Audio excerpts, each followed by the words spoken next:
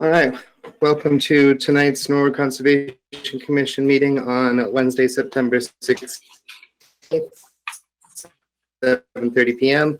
If anyone has a recording device present and active, just let us know now, please. All right, we're going to have roll call. As has been typical in the remote environment, I'm going to go down the list of commission members and just ask you to confirm your presence.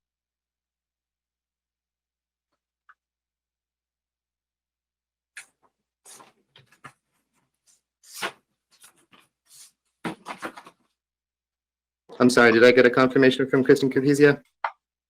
I'm sorry, you're coming in and out. Just want to make sure I didn't miss it. Yes, I'm here. Peter Bamber? Here. John Gear? Here. Heather Miller? Here. Carly Rock? Here. Catherine Walsh? Here. All right, we have the largest attendance I have seen in a remote environment yet here. So if the technology is a little touchy or iffy, just please be patient and bear with us. With that in mind, we'll start with our first agenda item. We have notice of intent. John Kitchick, Bowler Engineering of Southborough, Massachusetts, representing Cedar Realty Trust. Looks like this is going to be DP file number 251-0517, Norwood number N202004. Project location is going to be 420 to 442 Walpole Street. If we have a representative from the project team, we could start with a statement from them, and then I think we'll hear from Ms. Jones. Good evening, Mr. Chairman. Phil Mackey, Mackey & Mackey, 1256 Washington Street, Norwood, Massachusetts, on behalf of the applicant. With me this evening is Nate Mahonen, who will be doing the majority of the presentation for Bowler Engineering. And it looks like we have several different people from Cedar Realty Trust, but notably Charles Burkhardt is also on the call. He is the project manager, although I suspect I got the title wrong, for lack of a better word, for the redevelopment of what is commonly known as the Big Y Shopping Center. Just by way of a very brief introduction, because I recognize the constructs of the act and the actual interests of the board. I believe most people will be aware of the shopping center originally in 1963. It has been upgraded somewhat over the years, but it looks like the last significant upgrade was actually back in '91, which, dating myself, I can remember fairly well, but nonetheless, it's been quite a while. We're happy to let this audience know that Cedar Realty, as the property owner, was able to negotiate a deal with Big Y for a long-term presence that basically hinges on a significant upgrade of the entire plaza. So with the plans that we're presenting, in total, the parking lot is being redone, reconfigured. The shopping center itself, about half of it's being rebuilt. And overall, Norwood in that area of town is going to have really a first-class shopping center and grocery store. We started this process last winter, actually, with Al Getz, who is now transformed into Ollie. Welcome. And based on his initial input, along with Paul Halkiotis and Mark Schubert, we revised the plans even before we did our initial submission. Based on that, we filed with the planning board over the summer. We had 4 meetings with them, and for those of you who are familiar with the planning board process, that is actually a very in-depth hearing schedule with them. I only bring that up as pretty much after every meeting, we met again with Mark Ryan to go over engineering, drainage, upgrades to the plaza with Paul, etc. And I think we really have come up with a very nice project that is, again, going to be a significant upgrade to the whole area. And throughout this entire process, we are very cognizant that Haas Brook runs right by the parking lot. That was one of Al's very first comments, and has followed through with our thought process in the entire planning and revisions of the plans to get to this point. And so with your permission, Mr. Chairman, I'd like to turn it over to Nate Mahonen to get into stormwater drainage and the riverfront itself. Well, thank you very much, Mr. Mackey, and we'd love to hear from you, Mr. Mahonen. 1 second. I'll be sharing here in just a second. We'll confirm that everybody can see that plan that's been presented. Yep. Get over here. So as Phil noted, the existing shopping center contains several tenants inclusive of the Big Y that's in this area here. The majority of the site is currently developed, paved parking, associated infrastructure, and some bits of landscaping here and there. As noted, Hawesbrook does run along the eastern side directly adjacent to the parking area, and has some additional resource areas associated with it. Those resource areas, as delineated on the submitted plans, were performed by Lucas Environmental in December of 2019, so just at the end of last year. The proposed project provides the additional improvements that Phil noted, inclusive of the reconstruction of the existing Big Y and the remaining tenants to maintain. To kind of orient everybody as to what's on the plan, there's a few different buffers and resource areas associated with Hawesbrook. So the BVW and bank delineation, where they're coincidental, are highlighted in green on the plans as we flip through. Areas where the BVW are divergent from the bank are shown in kind of this tannish orange color. There's really only this area here, and there's another area to the south, which we'll show in a moment.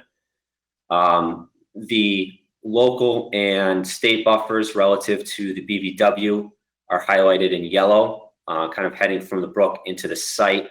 There's the 25-foot undisturbed under the local bylaw, the 50-foot no-build buffer under local bylaw, the 75-foot tree filter zone under local bylaw, and the 100-foot buffer zone, which is, for the most part, is coincidental with the 100-foot riverfront area, which is highlighted in blue.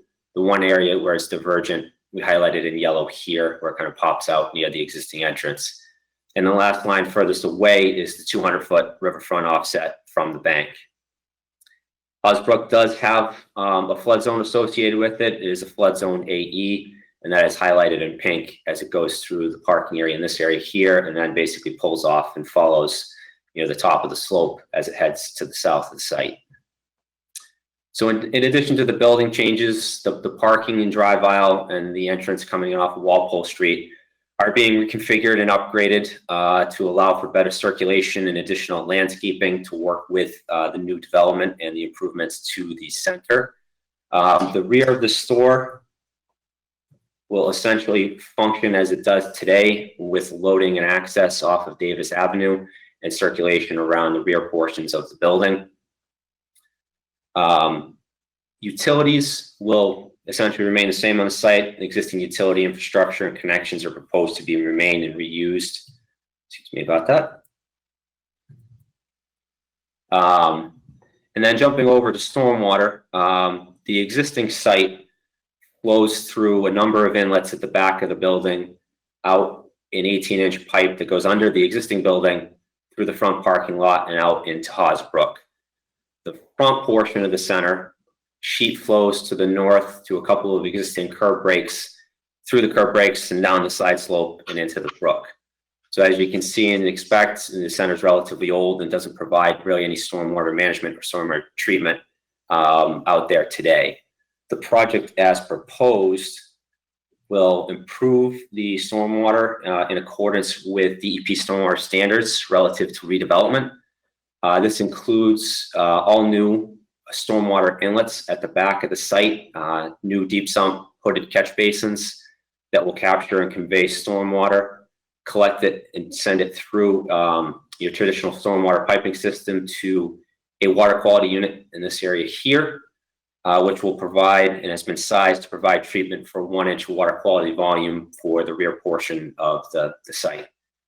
That then connects into the existing 18-inch pipe that goes out to the brook in this area here, and outlets over here.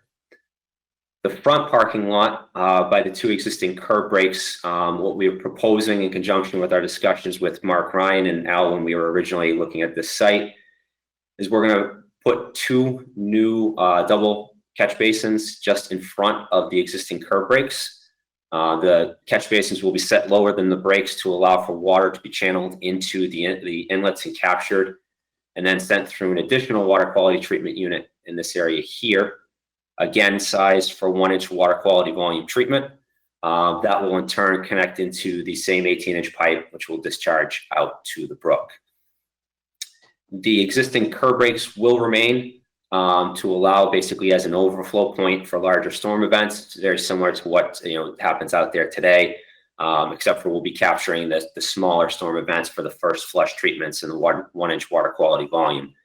The overflow points will have some improvements, including removal and replacement of the existing stone that's there with proper riprap aprons to provide scour protection and control of any overflow runoff that would happen to discharge through those areas.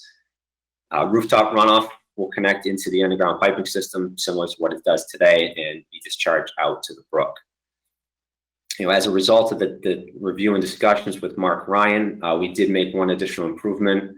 He asked us to add a riprap scour pad at the discharge location of the 18-inch or existing 18-inch pipe. So that is shown on the current plans that are submitted in front of you. And then as Phil noted, this has been through the planning board process, lots of discussions and conversations between Paul and Mark. And as we've come out of this in approval, Mark's done an extensive review through that process, and he has signed off on the plans, including the proposed stormwater management system and upgrades and improvements as what's being presented tonight. Erosion control will be provided along the edge of the existing development, consisting of compost sock and silt fence. In addition, we'll be installing filter sacks at existing inlets and proposed inlets as those are installed to provide mitigation for any potential runoff into, or siltation and runoff into those inlets. Some additional improvements that we're doing as part of this, the paved areas of the site that aren't impacted by the store and parking lot improvements will get a full mill and overlay, so that there'll be a new full parking lot, repaved parking lot by the end of the development. One of the areas that was discussed kind of extensively with Al up front and during the planning board process is that existing guardrail. If you're familiar with the center, there's a guardrail that runs along that drive aisle that's adjacent to Haas Brook. There is an existing mesh or wire mesh underneath that was installed sometime in the past to kind of catch trash and debris as it's blown around or comes off the center. That's worked to mixed extents over the past years. So as part of this, we'll be installing a new 6-foot tall chain link fence on the back side of the guardrail to help provide additional protection for any trash or windblown trash that might get down towards the brook. In addition to that, there are some substantial landscaping improvements that we're doing in the buffer zone that I'll get into more detail as I get into some of the project's improvements to said buffer zones and how they relate to the Wetlands Protection Act. And then on top of that, lastly, as part of the stormwater report that was provided, a full compliant operation and maintenance plan, current with today's DEP stormwater management policies, has been provided for the project, inclusive of all the existing and proposed stormwater components. So how the site relates relative to the resource areas and the Wetlands Protection Act, some things and highlights that were spelled out in a little bit more detail in the notice of intent, but I'll hit the highlight and the most important portions. There is no direct alteration to any of the resource areas, the BVW or the bank. Mainly that the site and the proposed improvements are contained within the existing footprint of the current development. And we're not extending any of the work closer to Haas Brook. So we're working within the confines of what is out there today. Again, all work within the riverfront area, all the buffer zones is within previously disturbed area. And there is no impact to the floodplain that's shown on the plans. The BLSF extends from elevation 85 to 95, which is the upper limit here shown in pink. Work in that area consists of subsurface drainage infrastructure and some minor repaving. So there's no anticipated impacts to the flood zone or storage capacity of the flood zone based upon the proposed improvements. Relative to work in the local buffer zones, within the 25-foot buffer zone and the 50-foot buffer zone, again, all work is within previously disturbed areas, and work within those areas, again, are confined to stormwater improvements for installation of the catch basins, the riprap aprons, things of that nature. And again, repaving of pipe trenches and resurfacing of the parking lot.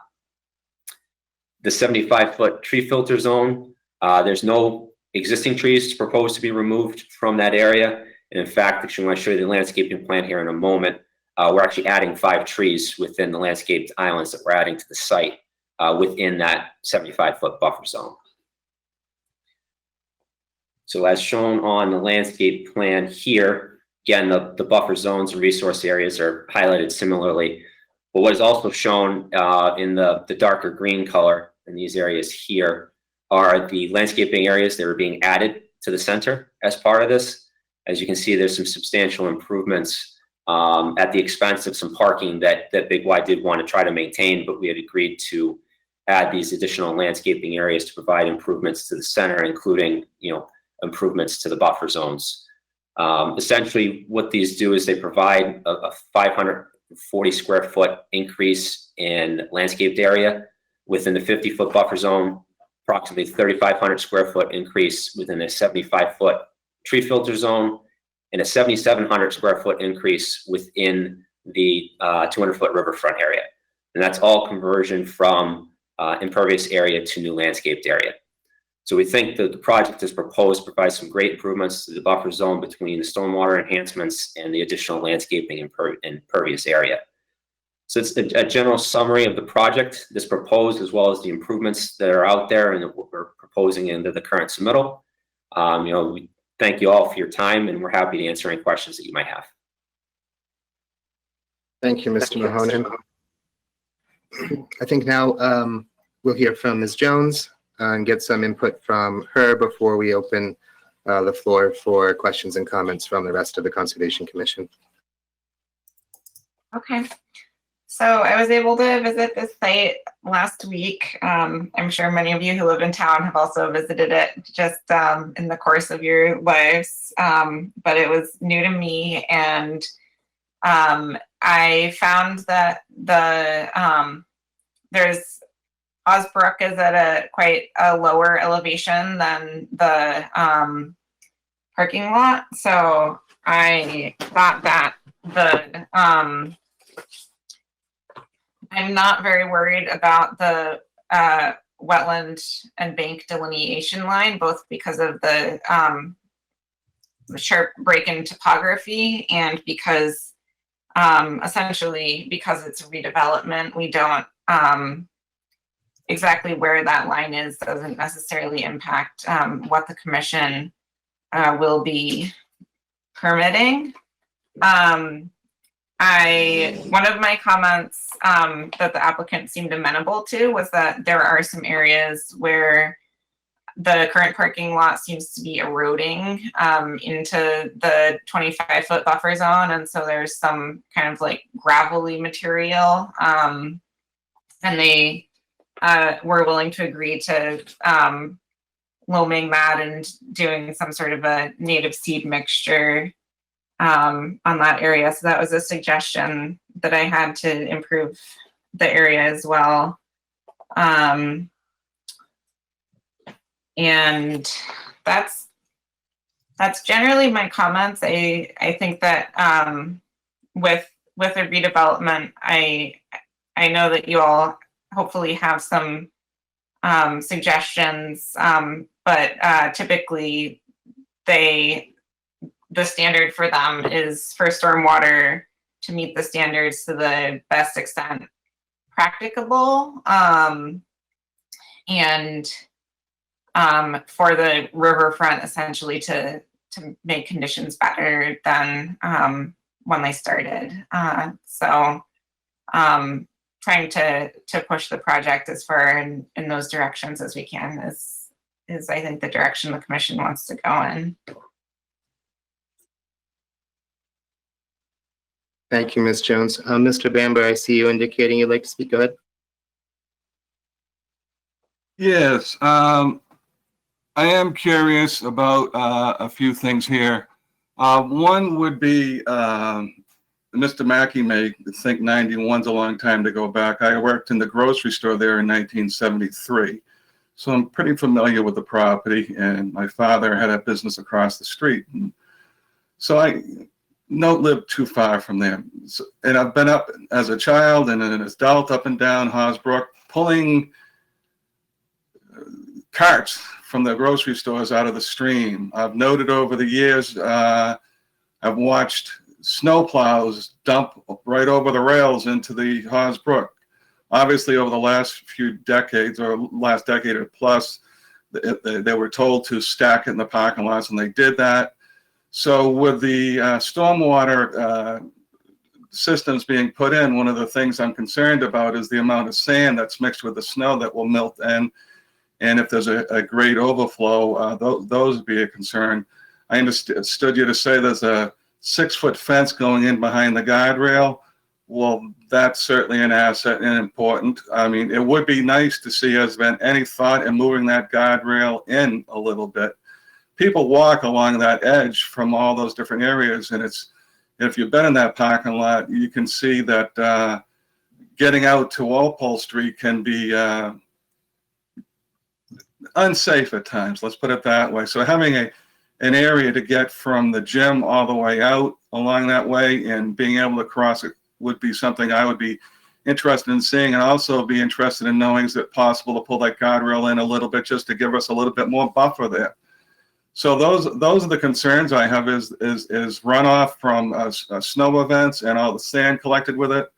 The amount of trash, I assume in the order of conditions that Holly will be preparing, that they'll be dealing with snow runoff, they'll be dealing with trash, there'll be an ongoing maintenance to remove the trash from that business that goes into the brook. I am in favor of the project, but these are my concerns about it. Thank you. If And anyone thank you. wants to answer that, feel free. Yeah, please. Chairman, if I may, we can kind of go through some of these in order here, and I'll let Phil chime in too if he has anything to add. Just kind of starting with the guardrail and moving that in. That was actually brought up as part of the planning board process and discussed at length. Just with the other improvements that we're making on site, on adding the internal landscaped islands and the other islands here, moving this rail in any sort of useful amount result in additional loss of parking that really kind of puts us in a point where we're under zoning requirements. So that was really abandoned at that point in lieu of providing the other additional improvements that we're doing on site. So that was considered, was discussed as part of the planning board process. If I may, to that point, I have never ever seen that parking lot closed to being full ever, and since the 70s. Just as a point of order, there point. No, and I understand, but from our perspective, obviously zoning requirements dictate what we need to provide for parking on the site. So we need to maintain and comply with those requirements. Relative to the snow and sand, I understand the comment about past history on the site, and that the applicant is currently stacking the snow on site, as you had mentioned. The use of sand, though, however, my understanding is that the current owner does not use any sand in the snow operations and snow maintenance operations. They just use salt as part of the treatment of the parking lot and walking areas. So there is no sand used currently on the site. Yeah, but there is a phenomenal amount of debris dropped by customers that gets pushed into the snow mounds, which then gets pushed down the drains and out into the. Yeah. Is there a snow storage area indicated on the plans?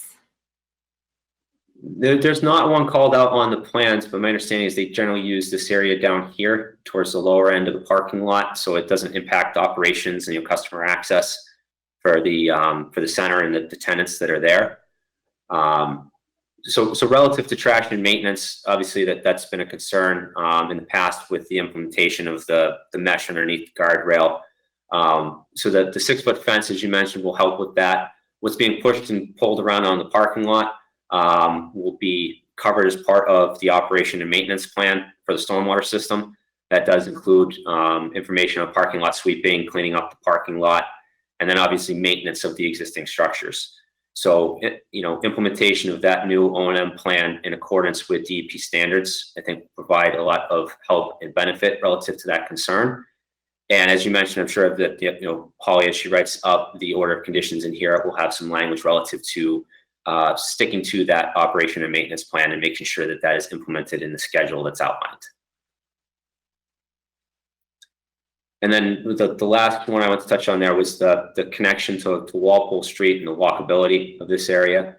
Again, through the planning board process, there is a condition that the applicant is going to work with the abutting owner in this land here to explore to see if there's a possible way to make a pedestrian connection out to Walpole Street to provide a little bit of benefit, as you had mentioned there. So that has been thought through and discussed as part of the planning board process, and that is included in the approval. Thank you, Mr. Mahonen. Ms. Rockland? I'm curious, are any of the landscaped islands curbless so that the stormwater can run into the green area and be absorbed and filtered through the soil and that way join the groundwater, the water table? They are currently not. Most of them don't really, they're not at an angle to the existing grading that really helps to capture a lot of runoff. Potential ones that we could do would be the 2 lower ones. They are a little bit smaller in nature. And in order to do that, we'd be looking at somewhat of a filtration type of vegetation and area, which is a little bit different than what the planning board was looking for. Mm-hmm. In addition, you'll get some minor infiltration in those areas. The site is underlain by a pretty extensive amount of ledge, and it undulates throughout the site from relatively close to the surface to a little bit deeper. The deeper areas are where they put in some of the existing piping, but it does get shallower as you go this route and you get up towards the building. So the feasibility of a lot of infiltration through whether it's through a vegetative system or anything of that nature, it's you can get a little bit, but it's not going to give you an extensive amount. Mm-hmm. I was thinking it could be useful as like a public education, sort of like it's a case in point. People could see that it's a way to deal with stormwater.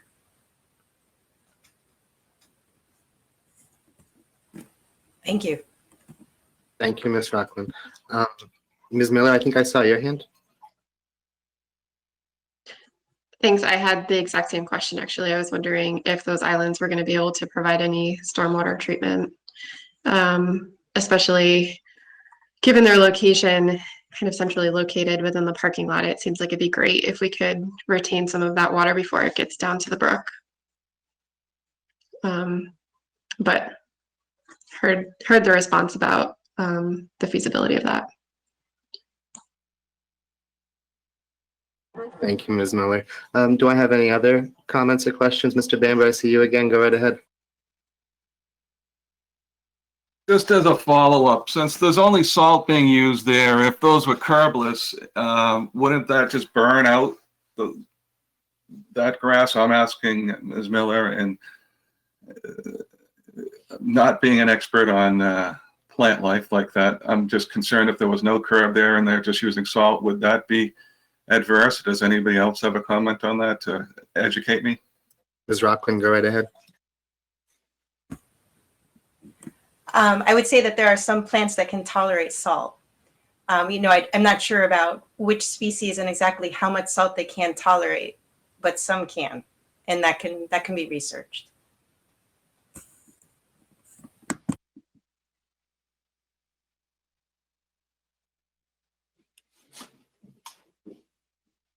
Do I have any other questions or comments from the commission?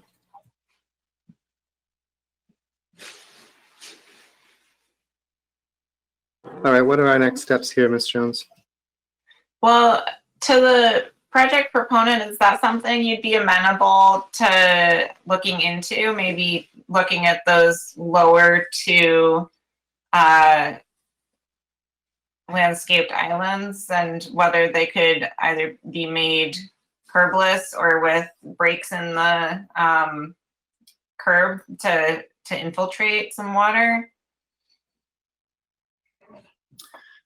We can provide curb breaks there for, I don't want to guarantee that we're just going to get a ton. We could certainly do it and have it flow into the landscaped areas. We would need to provide just an overflow pipe in case, those areas did tend to ponds if it wasn't getting a substantial infiltration due to the ledge that would connect into, the underground system or the underground piping that we're adding in this area over here. Okay, so would the commission be amenable to continuing this this public hearing to the next meeting in expectation of the applicant coming back with a potential plan detail for a landscaped area that would have that ability to infiltrate stormwater? I see some of that.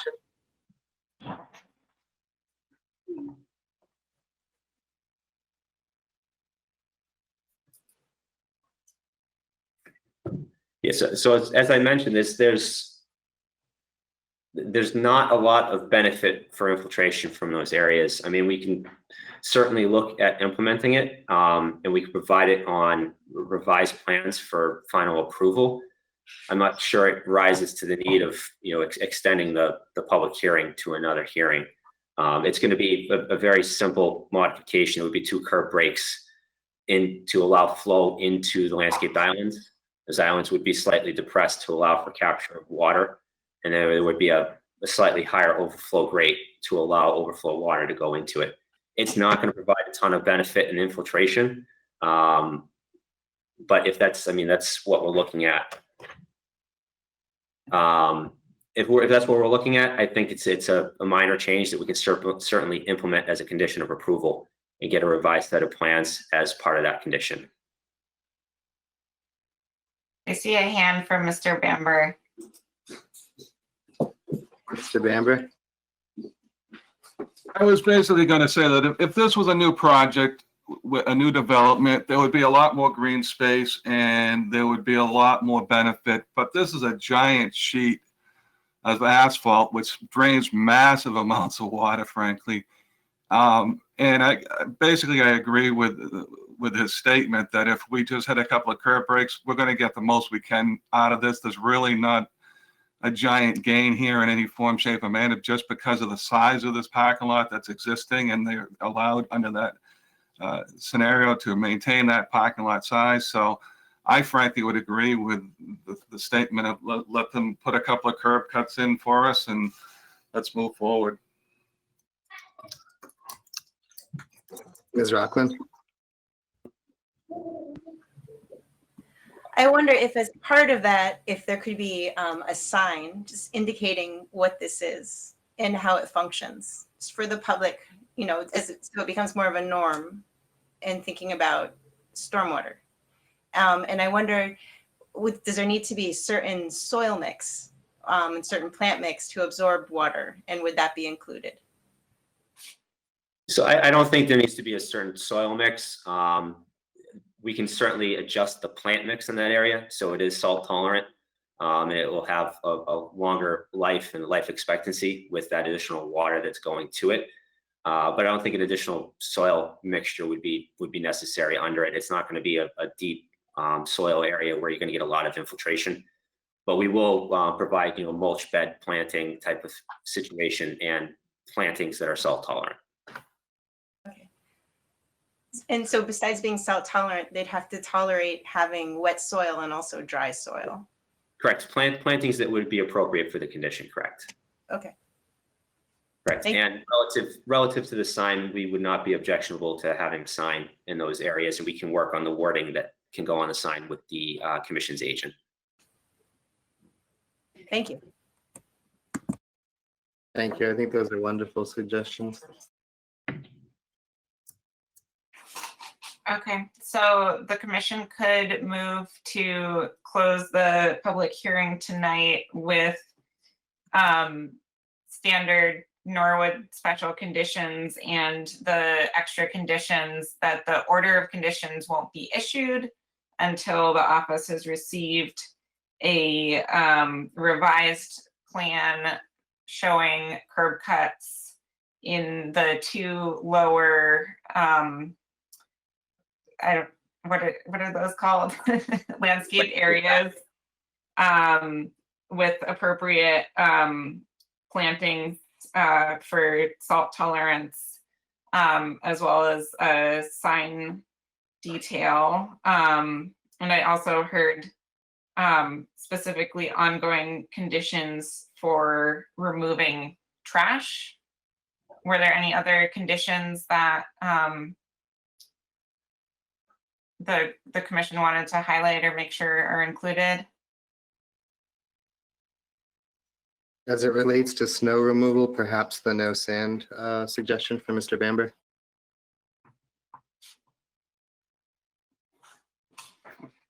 Okay. So I think Do I have a some- motion then? to close the public hearing and then to issue an order of conditions with those, including those special conditions for the project. Ms. Walsh? Holly, did we talk about 3 areas? You've circled 2. I thought we were talking about the 3 adjacent to Haas. The next one up. 1, 2, Is- 3. Didn't we talk about 3 areas? This one here as well. Did I mishear? Did we talk about 3? It's really these two. I These thought it two- was the 2 lower. Yeah, they're gonna Okay. get the water to it. This one is not gonna get a ton. It's really opposite to the flow of water on the site. Fair enough.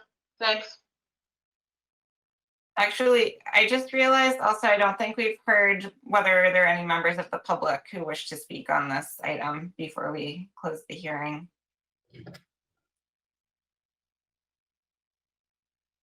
Okay, I don't see anyone. I think they actually have to send it an email that would be read as an item of the agenda, and I was not provided any public statements for this evening. Okay.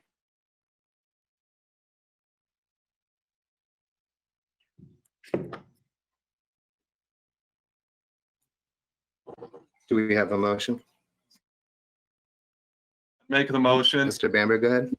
Make the motion to close the hearing with Norwood's typical special conditions along with these other noted conditions that Ms. Jones will track and take care of, and that upon receipt of a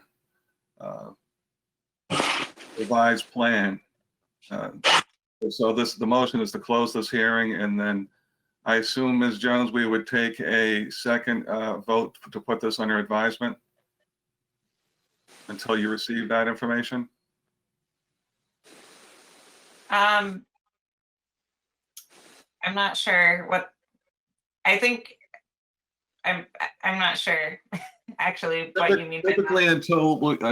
until we receive the order of conditions and can review them, we can't, well, I guess it would be to take, once we receive the order of conditions, we would then take it under advisement to review those before signing them. Okay. So So, I've made the Got it. motion to close this hearing, and so at this point, if someone else would second it, we can move forward. If not, we cannot. Do I have a second for that? I second it. Thank you, Ms. Capizio. We're going to go down and do the typical roll call. I'm just going to ask you to verbally note your position on this. We'll start with Stephen Washburn. Aye, in favor. Chris Capizio. In favor?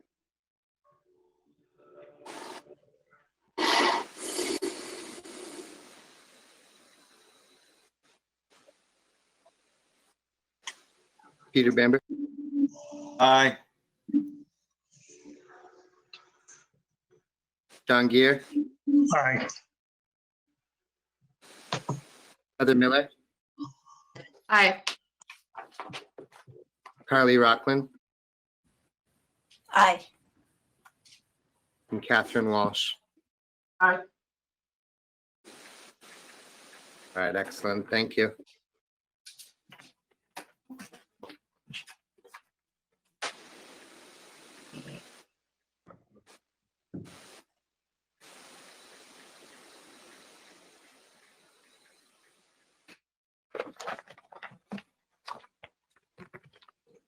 Okay, so for the project applicants, I'll be in touch with you about when the order of conditions is ready. And then, as you know, there's a, I believe, 21-day appeal period before work can commence.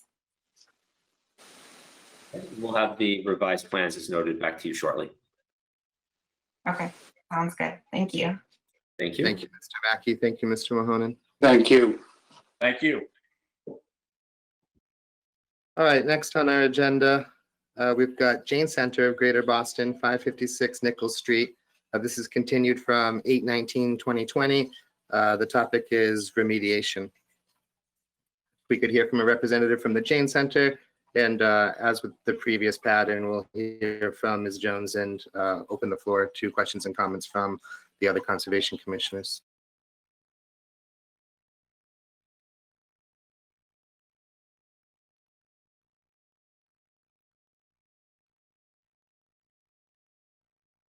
Mr. Sethi, I think you're muted right now. Okay, my name is Dharmendra Sethi. I'll be representing Jain Center of Greater Boston in Norwood. So after our last meeting, we got together and we started contacting a lot of companies to kind of give us a plan how to remediate the situation. So we contacted about 5 or 6 companies, and we have selected one consultant whom we are working with actively on this matter, and he's on the call with us tonight, and his name is Sean Comer, and he will be giving us more details about the remediation plan on this wetland issue that we have. Thank you very much, Mr. Sethi. I would be happy to hear from Mr. Comer now. Hi, how's it going? Do you guys have access to the plan that was presented? I did receive the plan and I do have it open on my screen. Okay, I don't know if, I'm sorry, I'm really new to this virtual stuff, so I don't know if I don't know if one of you can share it or. Mr. Comer, could you identify yourself and who you work for? I'm sorry. Yeah, I work for J.M. King. I'm a certified arborist.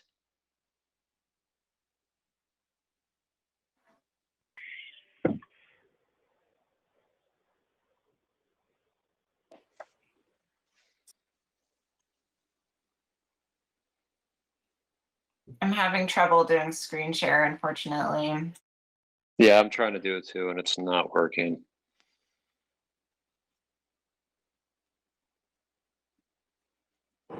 I do have it open right now, but I worry about my bandwidth over Wi-Fi supporting me streaming my screen. Mine says I can do it, but I need to be made the presenter. The organizer needs to make me the presenter. I think Ramonda has the organization privileges. Ramonda, could we make Sean temporary presenter?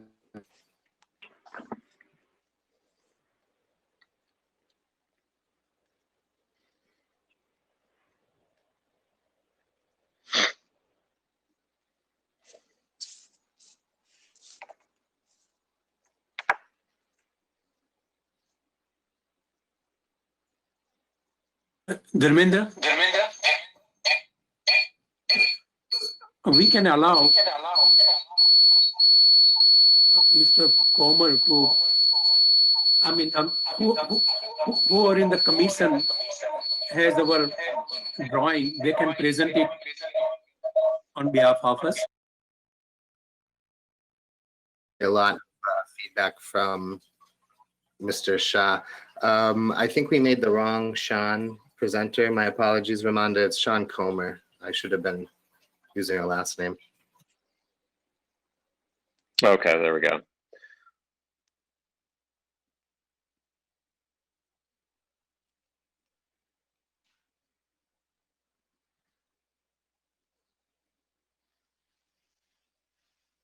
Okay, I can see your document now, Mr. Comer. Okay. Okay, so I went to the site I think about 3 weeks ago, and as you can see, I don't know how many people are familiar with what happened here, but as you can see from are you guys seeing the photo right now? Yeah, we can see the photo, and I can see you zooming in on the area. Okay. Okay. So the tree company that was hired, I guess, cut down a couple trees, and as you can see, all the underbrush that goes to Ellis Pond. And so PK Shaw sought me out and just wanted some guidance on what we should do to replant. And here's the plan. It's pretty simple, just a bunch of native, some larger trees and some that are really tolerant to wet feet that should do really well there, and a bunch of understory plants as well to kind of mitigate the situation here. So it seems relatively straightforward. So I don't know if anyone has any questions, or I'm relatively new to this, so. Can we start with some input from Ms. Jones, and then we'll turn, I saw you, Ms. Rockland. We'll turn to the rest of the commission. Yeah, so I think that there's multiple impacts that happen in this site, both to the buffer zone and to the land underwater in the pond where vegetation was removed. I think that there's a few things that I'd like to see in addition to just replanting, which include making sure to get actually all of the foreign material that was placed out of that area.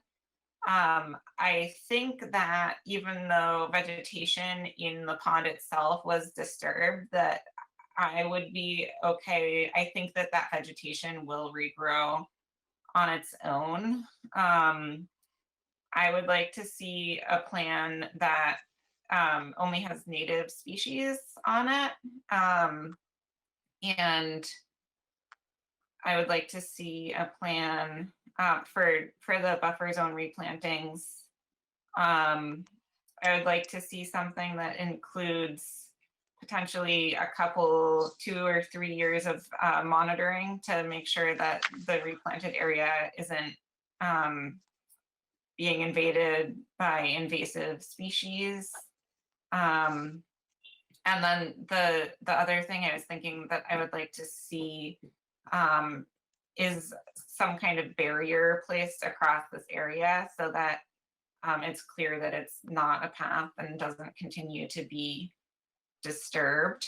So those are kind of my comments of what I would be looking for. Thanks very much, Ms. Jones. Ms. Rockland, I saw you indicate you wanted to speak. I was going to bring up the same thing about native species. The Don redwoods are not native to this area. Itea is native further south, but I was reading it can do well here as well.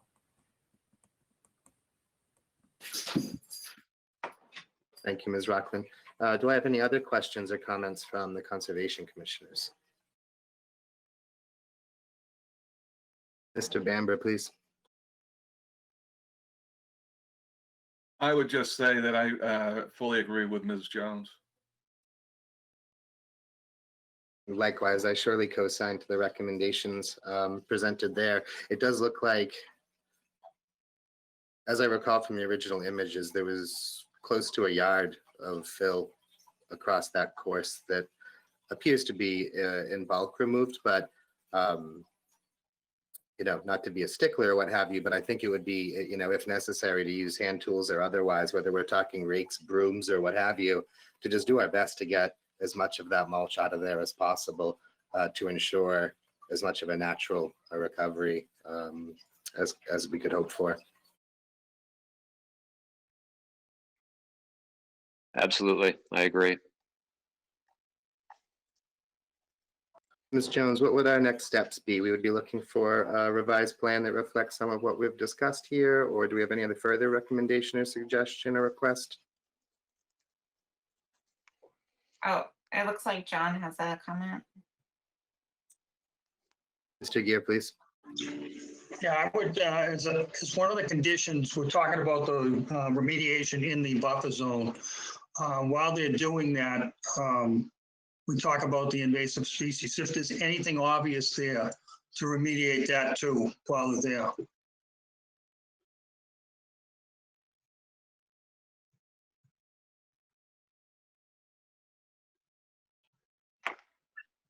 Thank you, Mr. Gear. I think that that's a good suggestion. If there is something out of place that is going to end up really taking advantage of this new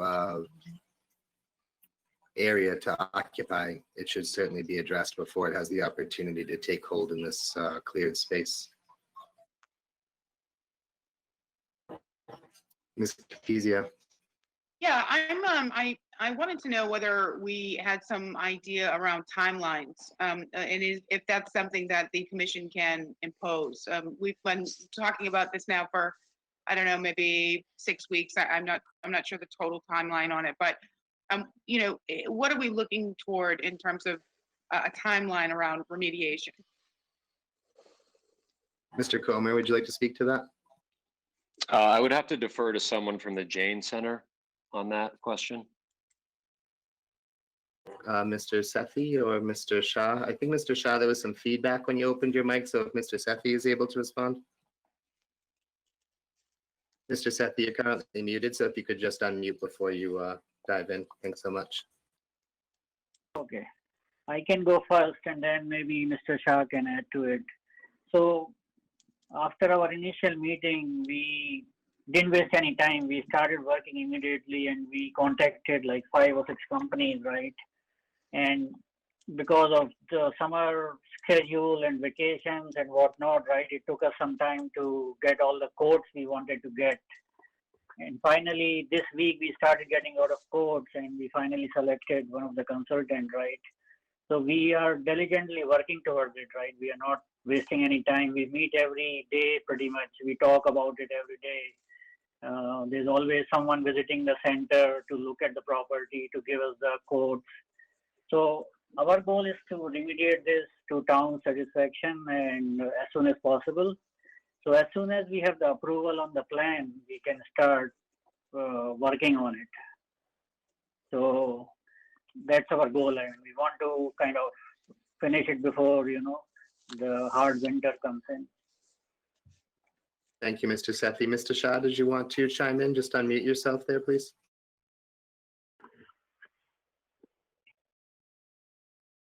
I still see you muted, Mr. Shah. If you could just unmute yourself. Can you all hear me? I can, Mr. Shah, but there's a feedback loop. You may have another microphone or speaker flag that's interfering. Yeah. Maybe you can Yes. use a phone. Yeah. Let me, just a second, let me turn this thing off. Just a second. There's a second screen. I mean, there's a second participant in this meeting with the exact same. So there must be a second device. Yeah, sorry about it. Thank you, Mr. Shah. Can I speak now? Oh my God, I lost you. Oh my, sorry about it. Give me 1 more minute. No problem, Mr. Shah. You may just need to Let mute me the mic. call Mr. Sethi, and I have trouble with the audio here, and You sound good now, PK.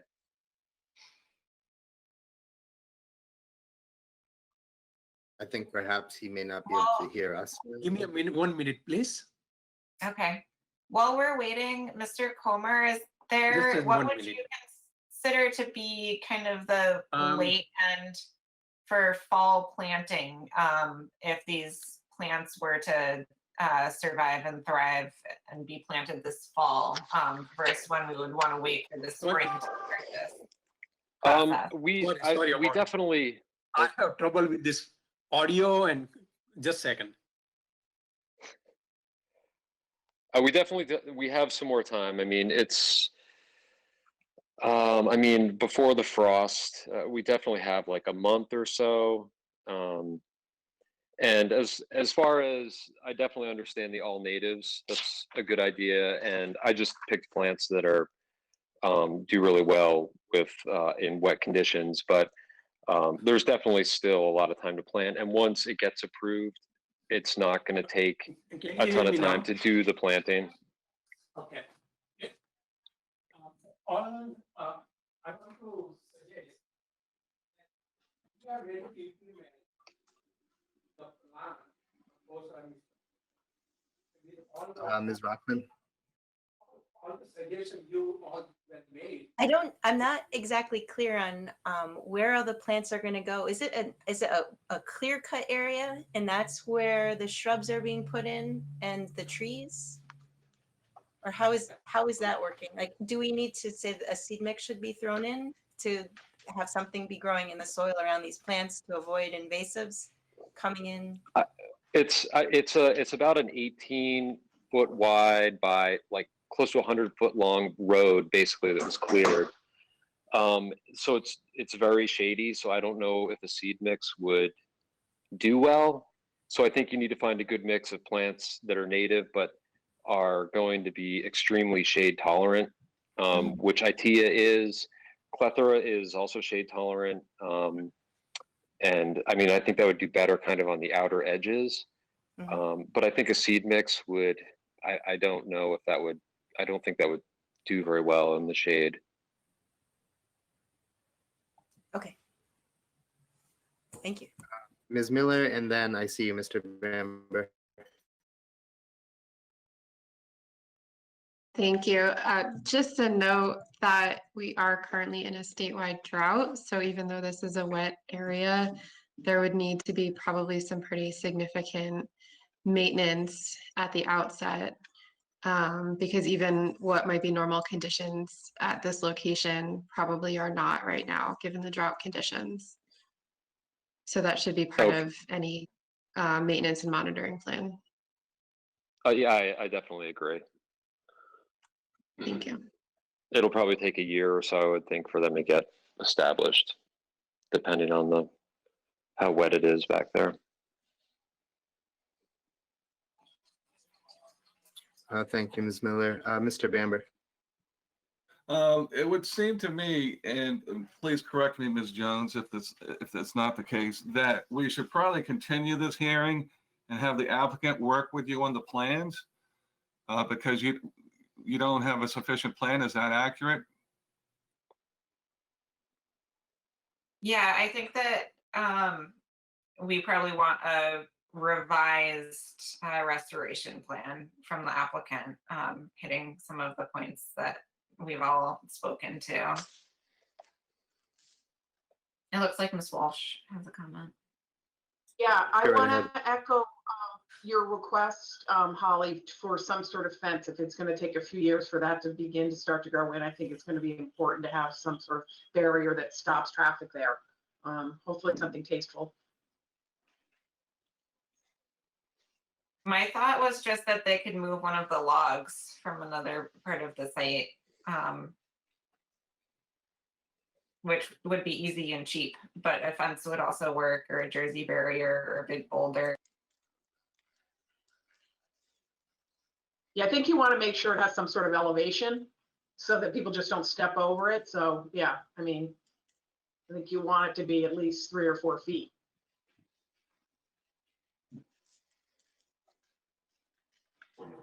Ms. Miller. And just along those lines, you might consider some associated signage designating it as a restoration area so people know why it would be really important not to walk there.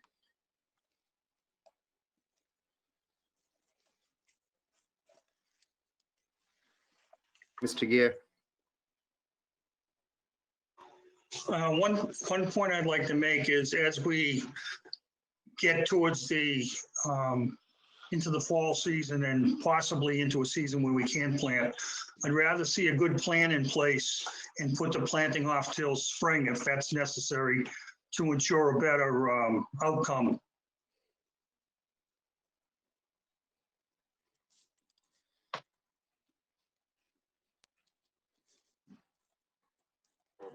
I entirely agree with it. Can I, Mr. Chairman, can I make a motion to continue the hearing and have the applicant work with our agent? Do I have a second for that? Continue the hearing till our next meeting at 7:30, if that's acceptable. A second. All right, I heard my second. I'm going to go down the list as I have been and just ask each member of the commission to verbally state your position. Stephen Washburn, aye, in favor. Chris Capizio, Aye. Peter Bamber, Aye. John Gier, Aye. Heather Miller, Aye. Carly Rockland, Aye. Catherine Walsh.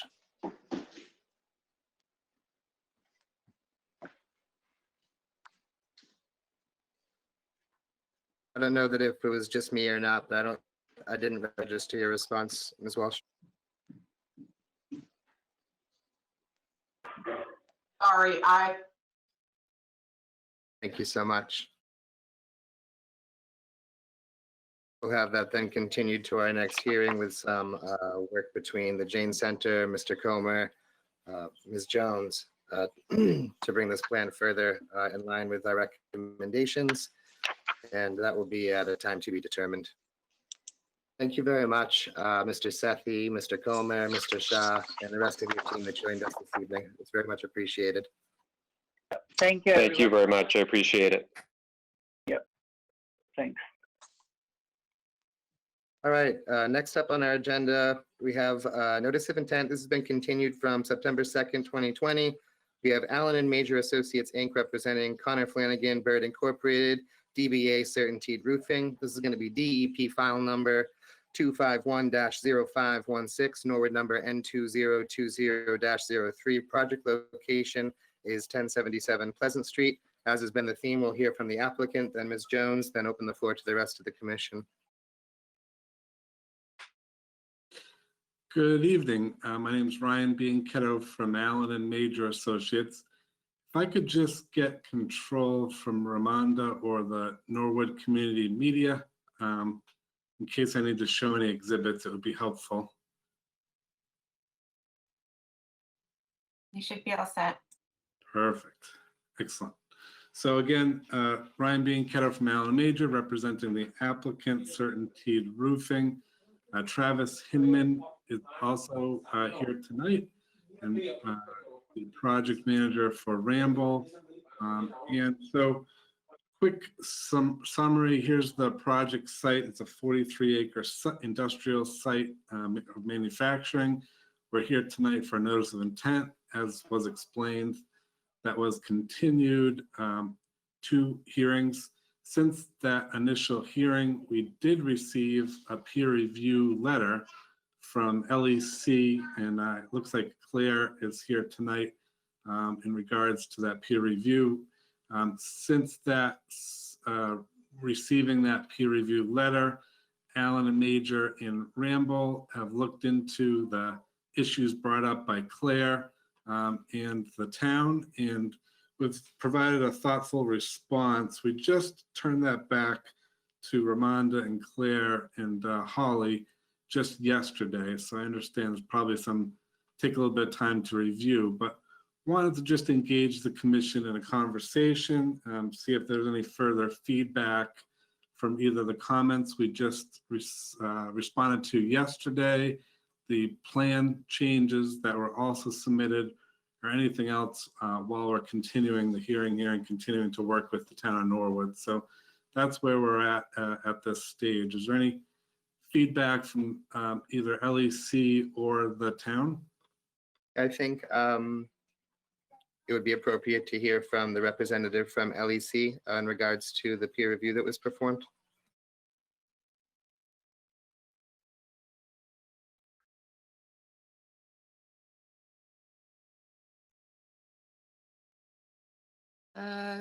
Can you all hear me? There we go. Yep, can hear you quite well. All right, great. Yeah, so as Ryan mentioned, we performed our peer review of the project. I met up with the project team at the site August 24th, where we discussed a bit of the existing conditions. We discussed the project with the plans out, and I approved the wetland or the bank flags that are out there. So we confirmed that there are no other wetland resource areas that were not identified on the plans. Generally, our report was summarized into sort of 3 categories. We summarized into some general comments of the overall project, discussed the performance standards, and then offered up some suggested plan revisions. So our general comments most specifically called for the applicant to consider if the project qualified as a limited project under the state regulations, and also asked the applicant to consider if the project required some review with MEPA, since it did require state action and potentially triggered one of their thresholds there. Additionally, some of our general comments just asked the applicant to provide a written explanation to summarize why riprap was proposed along the entire bank stabilization, as opposed to a more soft stabilization using coir logs or plantings, and just requested some more environmental oversight during and after construction. As far as the performance standards discussion, we just requested that the applicant provide more information in regards to the project's compliance with performance standards for the work that's on the bank, the work in the riverfront area, and the work that's within the floodplain. However, we did note earlier in our comment letter that if the project does qualify as a limited project, that might affect the applicant's response to those performance standards and the project's compliance with those performance standards. And we also asked that they could confirm that there's no work in the below the mean annual low water level. It appeared on the plans that it wasn't, but I just wanted to confirm with written confirmation there from them if we needed to worry about those performance standards as well. Lastly, as far as the plan revisions, I was present for the first initial public hearing that this was opened at, and I provided a comment to respond to some of the commission members' concerns about wildlife passage. So we requested that the applicant consider revising the chain link fencing to allow some space underneath for wildlife passage. We also requested that they consider providing more details for construction, sequencing, providing some more topographic details for the resource areas that are located in proximity to the entire project site. Just revising some labels to ensure that everything's labeled appropriately. And I guess most specifically, we were hoping that they would revise plans to show some more details of the siltation curtains and revise some of the erosion and sedimentation controls to really ensure that we don't see any of those sort of like scouring or erosion issues during and after construction as well. So with that, if there are any other questions for me as far as our review went, happy to answer anything too. I think that's been very helpful. If I see a hand from a member of the commission, we could add something, but I think it may be appropriate for Mr. Bianchetto and company to respond to or provide an overview of response to the comments that have been made and just outlined for us. Sure, we could do that. I can do that with the help of Travis here from Ramble. Essentially, the peer review responses were responded to in two ways. Either there was plan changes, and as an example, one of those was changing the fencing so that wildlife could pass beneath. So that's one of the changes that was made, but a whole host of other changes to respond to the erosion control questions and to make the plans a little clearer, and then provide information on sequence of construction, et cetera. So those are all responded to with both a memo and then plan changes we just submitted in PDF form. And then the other changes were in regards to regulatory questions, which are also responded to in the memo, but we did look at the project from a regulatory standpoint in regards to the limited project question. And we do believe this project does fall into that category. Travis can probably give a little more information about that and the specifics of the project, but those are the main responses without getting into extreme detail on each item. That's just a quick overview, and happy to get into more detail if necessary. Travis, if you wanted to just quickly go through some of the aspects of the limited project as it related to the remediation, specific to the remediation.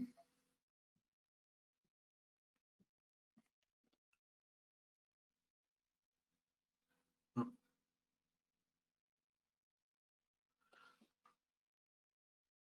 see Travis's mic Can't is hear not you. muted, but yeah, for some reason I don't hear. Uh-oh.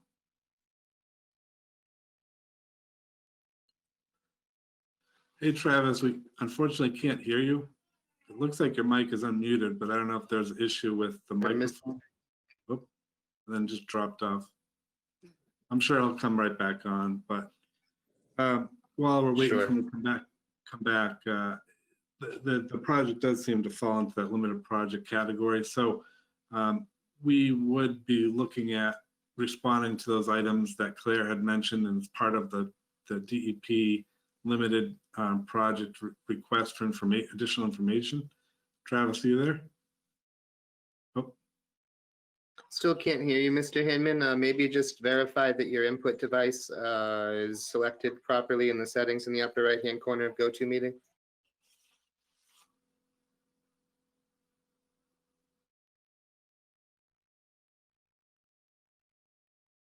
Perhaps someone could send him a private chat message.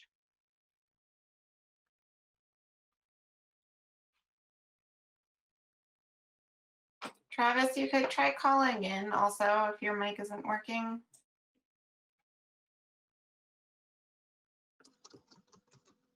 Can you hear me now? There we go. Yes. Okay, perfect. Sorry about that. So as Ryan said, we did address most of the comments. We made a lot of plan changes based on the request of the committee. We changed the fencing, added some other details in the plans, which Claire alluded to.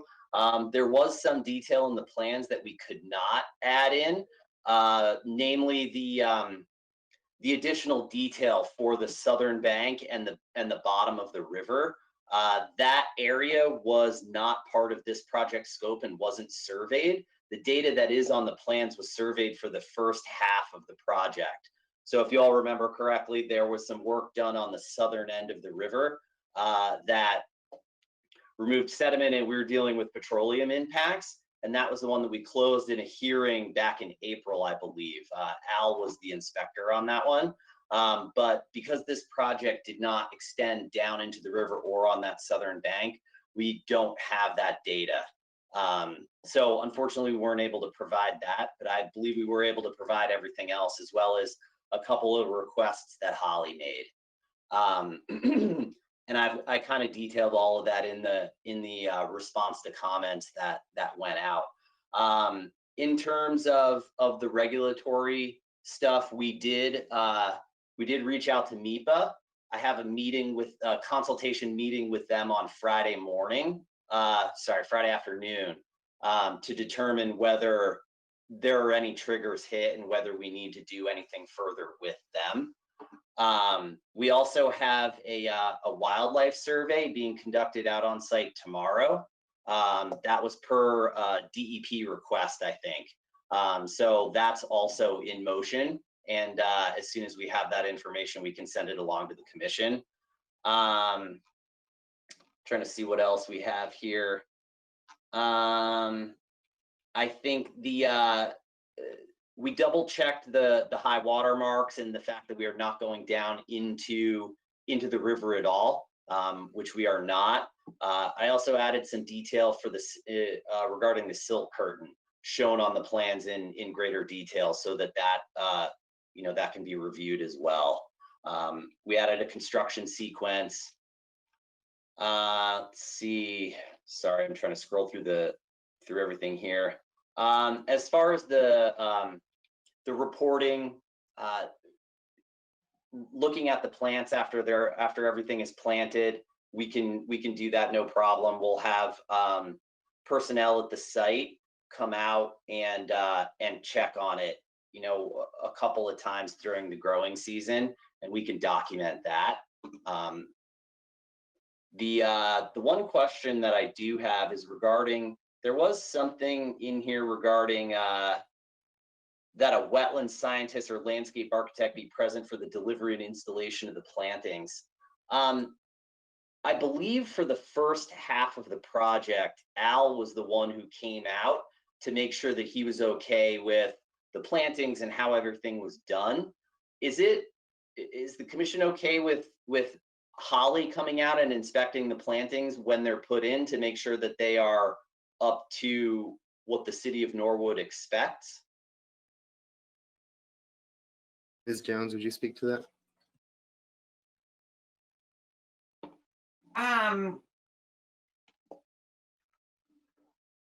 I think that if this were a wetland replication, I would say no, and that you need to have your own wetland scientist there. For plantings on a bank, I would potentially be okay with that, but if there's ongoing monitoring of the plantings, I think we'll do the ongoing monitoring. That's not a problem. It's just it's just the initial delivery and placement of everything to make sure that it's what you want. And then once everything is in place, we'll do the ongoing monitoring and we can document that. That would seem reasonable then. Okay. Do you have anything more to add, Mr. Hinman? No, that's about it. And like I said, there's still a couple of pieces that are moving along, and we've submitted a response to comments to Holly and the commission. So if anybody has any other questions, they can follow up with that. Yeah, I would hear from Ms. Jones and then the rest of the commission. Ms. Jones, in particular, I'd be interested in hearing your thoughts and comments associated with item number 7 on the response that relates to the HACRAS modeling and water surface elevations.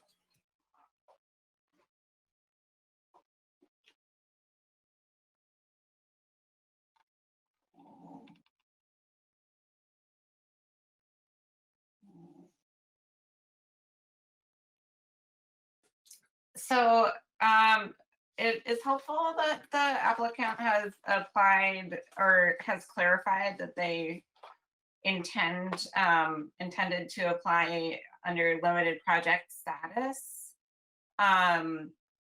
There is a limited project status for removal and remediation of hazardous materials that this can potentially fall under, and applying under limited project status gives the commission the leeway to permit the project if it doesn't meet all of the standards of the resource areas involved, but the commission is not required to do so. It would be discretionary. So bordering land subject to flooding is one of the resource areas that the commission has the discretion to permit if the standards are impossible to meet due to the nature of the project. I believe that in its current form, the project has the ability to meet the bordering land subject to flooding standards, which are essentially that you can't add fill at any incremental elevation gain, and that they haven't provided a reason that they can't do that. It might extend the project area. It might extend bank disturbance for them to do something like that. But I would like to see I would like to see this project meet the performance standard, or some justification as to why it can't. So I think one of the main reasons is we're constricted with space in that area. You were out there and saw there's a 250,000 gallon water tank directly next to the site. That's that big concrete pad. Excavation next to that is not possible for fear of impacting the structural integrity of it. There's also an access road that runs through there, and then the settling basins.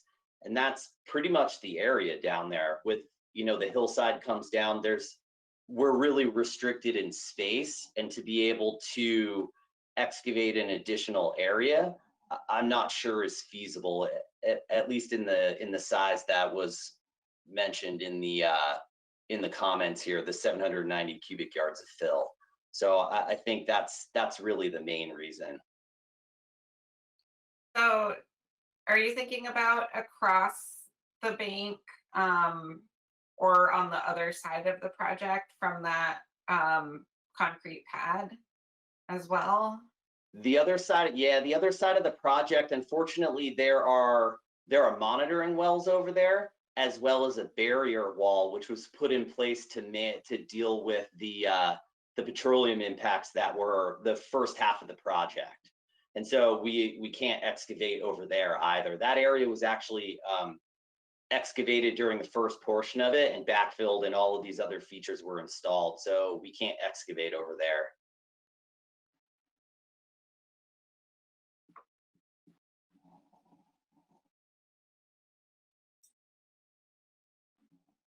So what about the other side of the bank? What do you mean by the other side? Maybe I'm not following the question. Like the side where you had the other remediation project and there's landscaped bushes. That's what I'm talking about. Yeah, so Okay. let me see if I can share my screen here. Am I able to get control so that I can share my screen? I think a visual might help a little bit. Go ahead. Thank you.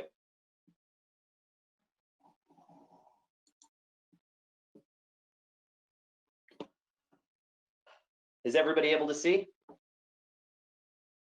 Looks good. Okay. So Holly, is this the area where you're talking here? This is where those other shrubs, this is the bridge here.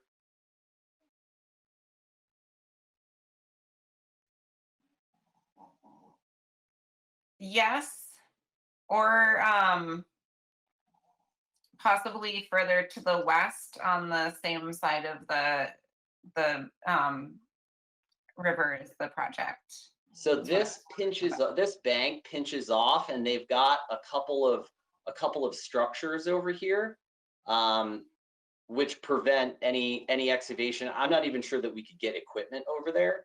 And then this is where we did the previous remediation. Your large water tank is over in here as well. Travis, on that plan, do you want to point to where your cursor is? That gray line is the wall from the prior? Yes. Yep.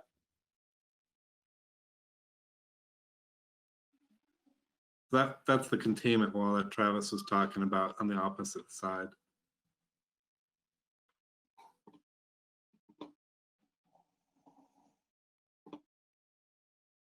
Okay. So, yeah, unfortunately, we're just really restricted with space. So what we did do was, to the maximum extent feasible, we did cut the existing bank back in the area of work, where the river curves a little bit there on the screen. And that provided, I think it was about 50 cubic feet. Correct me if I was wrong, Travis. It's 50 cubic yards, so I think it's more on the order of 1350 cubic feet. Okay, Depending sorry. on which one you want to use. So yeah, in terms of cubic feet for volume, that was the 50 number. And so what we're able to do is pull back that existing bank and push it back in a little bit for this project, and that creates some more volume in the Neponset River itself. And I think the positive outcome of that is that in the majority of the year where the bank is, the Neponset River is flowing in that channel, there will be more volume post-construction than there is today. And so is a benefit to the watershed and to the Neponset River. And that's one mitigation tactic we were able to accomplish for this project.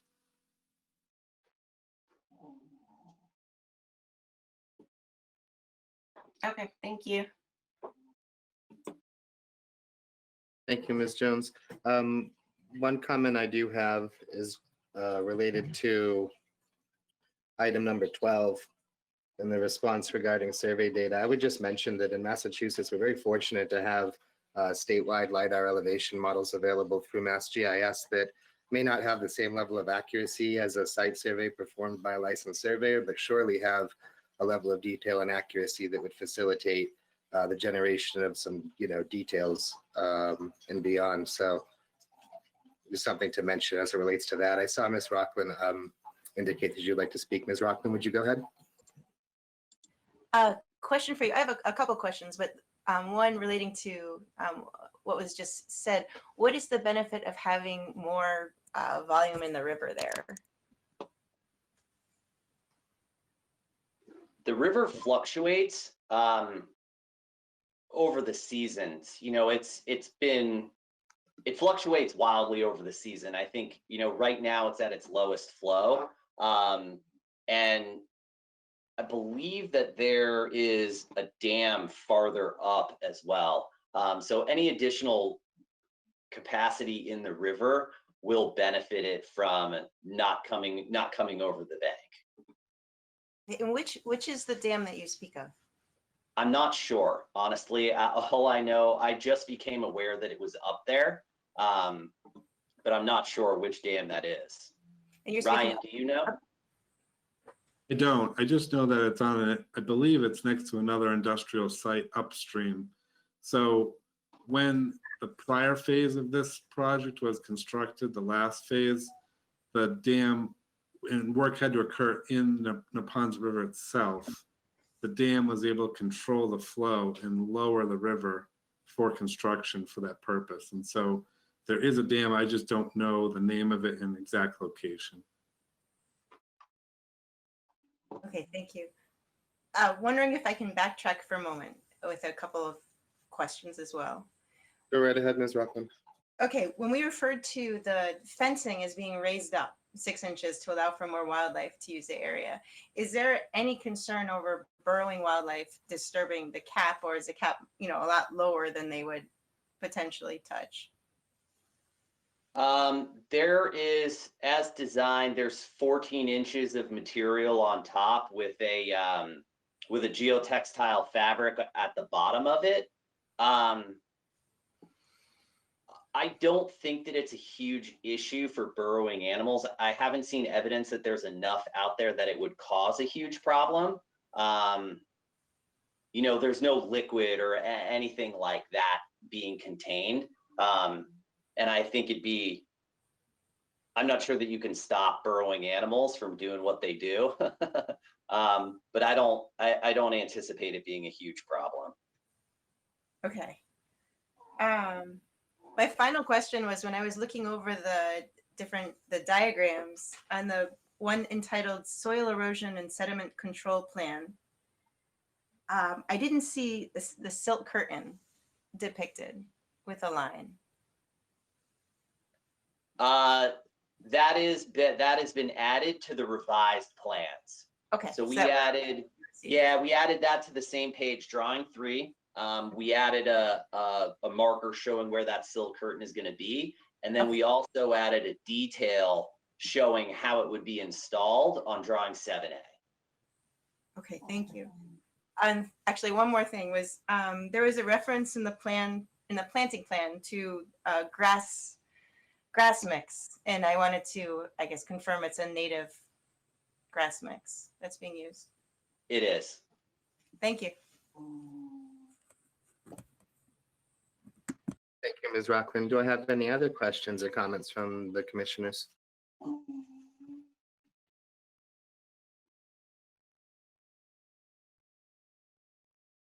Ms. Jones recommended next steps.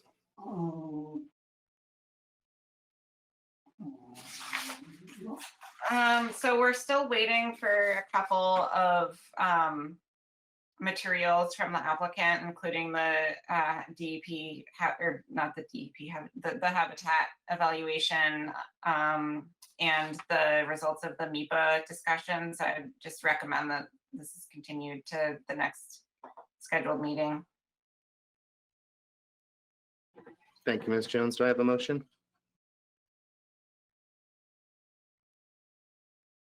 Mr. Bamber, please. Motion to continue this hearing to our next meeting at a time to be determined. Do I have a second? A second. Thank you. I'll go right down our list then and just ask the commissioners to verbally confirm their position on this, starting with myself. Stephen Washburn, aye, in favor. Chris Capizio. Aye, in favor.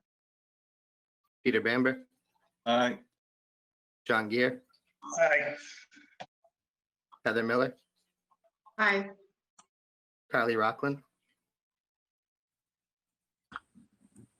Aye. Catherine Walsh.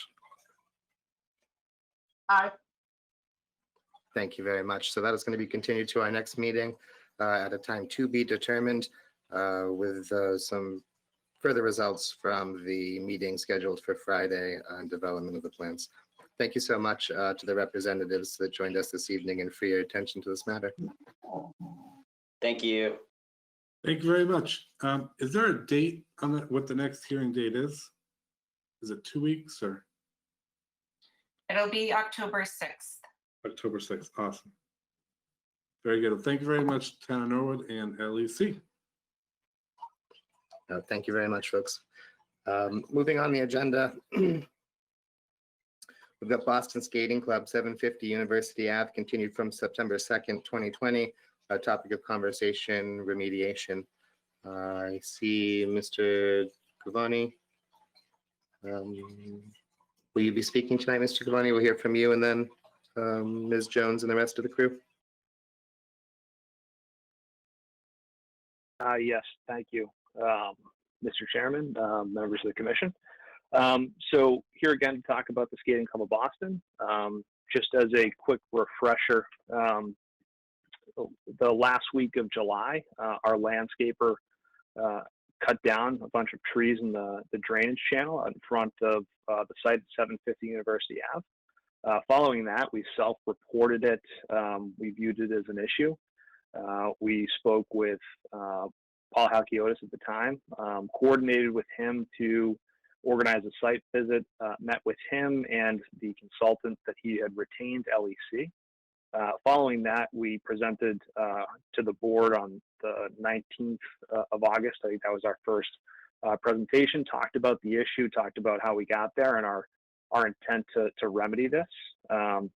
We then walked the site with the commission on the 31st, had another meeting in which we presented a plan on the 2nd.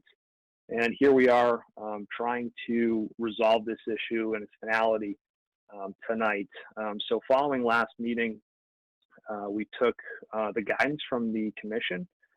We've provided a new plan, which includes 30 shrubs to be placed within the drainage channel itself. as well as a year of warranty and monitoring from our landscape architect. And if you'd like, I'd be willing to present this plan as well, or if you have any questions about what we provided, unfortunately later today to Ramonda. Thank you. I did review the plan that I received this afternoon around 4 p.m. I don't know if anyone else would benefit from it being shared, but if Ramonda could make you a presenter, that would be, I'm sure, helpful to.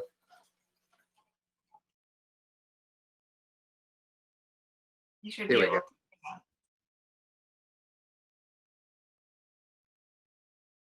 Wonderful. So I have the revised. I'm sorry, Mr. Commissioner.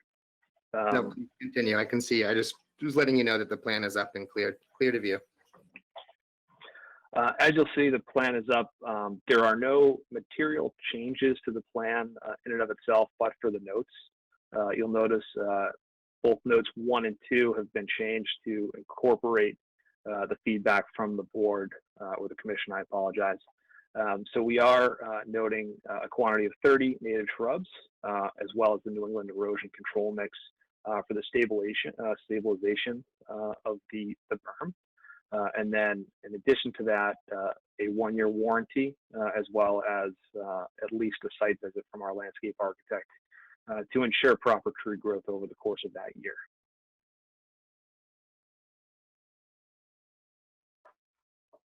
Thank you, Mr. Gavoni. I think it'd be appropriate to hear from Ms. Jones now. Okay, so I would actually like the opportunity to read. We received an email from Mark Manganiello of LEC, who is not able to be here tonight, but asked that I pass on his thoughts on the plan. He had some concerns with the plan that it didn't show the shrub plantings themselves, only the note, and suggested that they needed to add the specific locations of the shrubs onto the plan, that 30 shrubs will not provide significant coverage. Asked for addition of saplings to the northern embankment, which has the most space for plantings, and recommended that because the scale is 1 inch to 60 feet, makes it difficult to show detailed plantings, recommended that they change it to 1 inch to 30 feet or something similar to more accurately show the planting plan.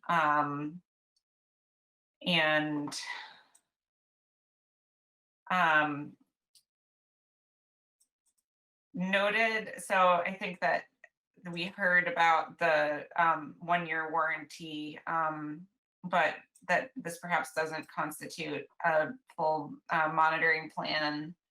And also asked for the submission of evidence that erosion controls were extended, and that the plan continue to show the location of the stream channel and the bank flags, so that we can more adequately understand where the plantings will occur. So I think that's pretty thorough. I don't have anything myself to add to those comments.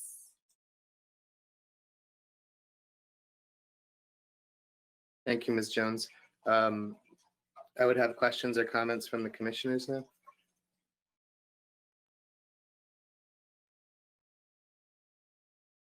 Mr. Bamber. Ms. Jones, would it be acceptable for you to go out and observe and approve the, if we voted in that fashion to approve the placement of the shrubs rather than drag this on further? I would be fine with that. I would like some guidance from the commission about where the commission would like to see the shrubs, potentially. I personally have full faith in you, but that's just me. Okay.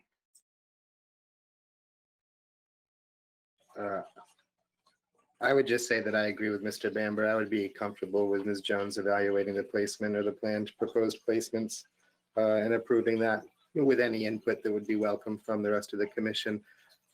With that being said, I saw Ms. Rockland and Ms. Miller also indicate that she'd like to speak. If we could hear from Ms. Rockland, and then we'll get right over to you, Ms. Miller. I think that one of the things that we mentioned the last time this was discussed was making sure that there was shrubbery or low-lying plants, especially in the opening where they want to see the big logo on the building, but it's a big open space with trees on either side. So something there to help filter runoff. And then I just think throughout the area to help filter runoff and provide some shade and wildlife habitat along the way. That's my thought. Thank you, Ms. Rockland. I don't want to speak for Ms. Jones, but I would imagine that she would be more than welcome or open to you joining on a site visit to review the proposed placements. Ms. Miller. I just had a question about the 30 shrubs. I personally don't have a good sense of whether 30 shrubs will fill in the space that's there, but would be curious if others who have more expertise, maybe Holly in particular, have insight on that to know whether or not that's sufficient, because I know that was a really big concern, was kind of stabilizing the bank and dealing with erosion on that steep slope.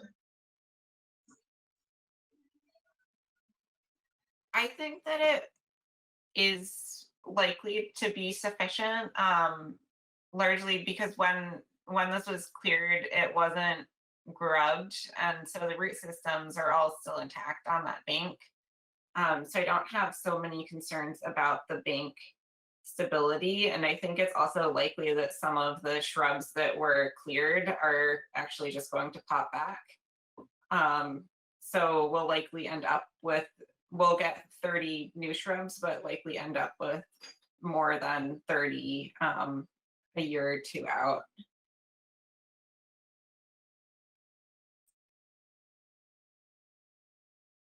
Thank you, Ms. Jones. Ms. Rockland, go right ahead. I'd be interested to know the types of shrubs to be put in as well, like what their names are.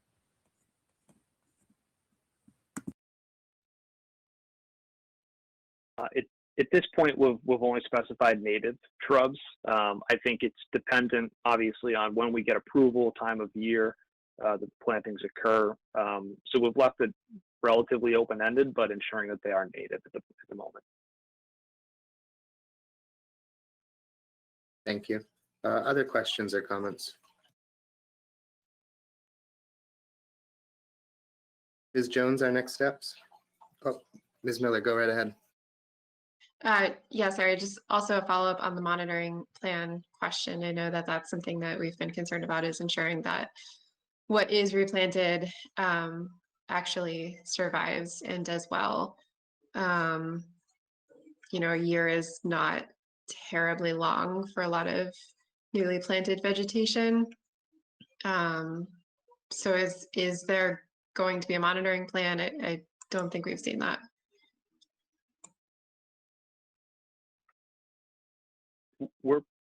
Can I respond to that, Mr. Chairman? Please go ahead. And Mr. Bamber, I saw your hand. We'll get to you. We're proposing the one-year monitoring program.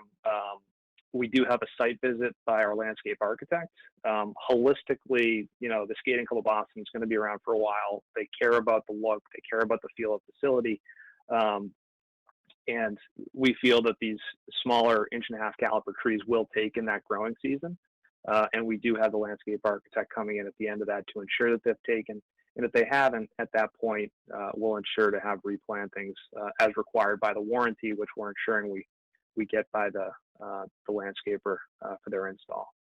But the skating club wants them to survive, and even if it's out of warranty, the goal would be to do replantings as needed. Ms. Jones, would you like to speak to your position on the adequacy of what's just been outlined? Yeah, I tend to agree that, so I think that were there to be a compromise between the commission and this applicant, I think that the 30 shrubs may be adequate, but potentially having 3 years of monitoring with an annual report sent to us on whether those plantings have succeeded might be appropriate.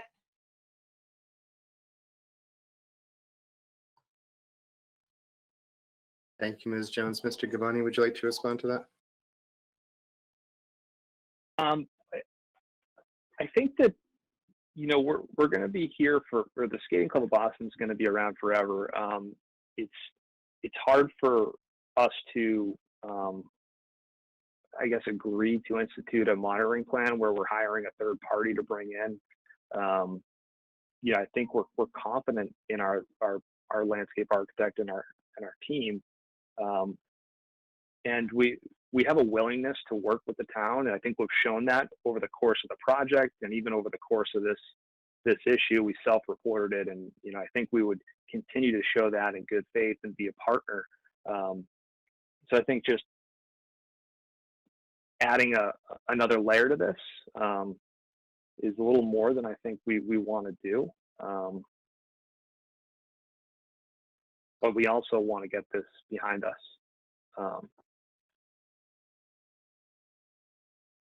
All right, I would hear from Mr. Bamber, who's been waiting, and then Ms. Miller, I saw you.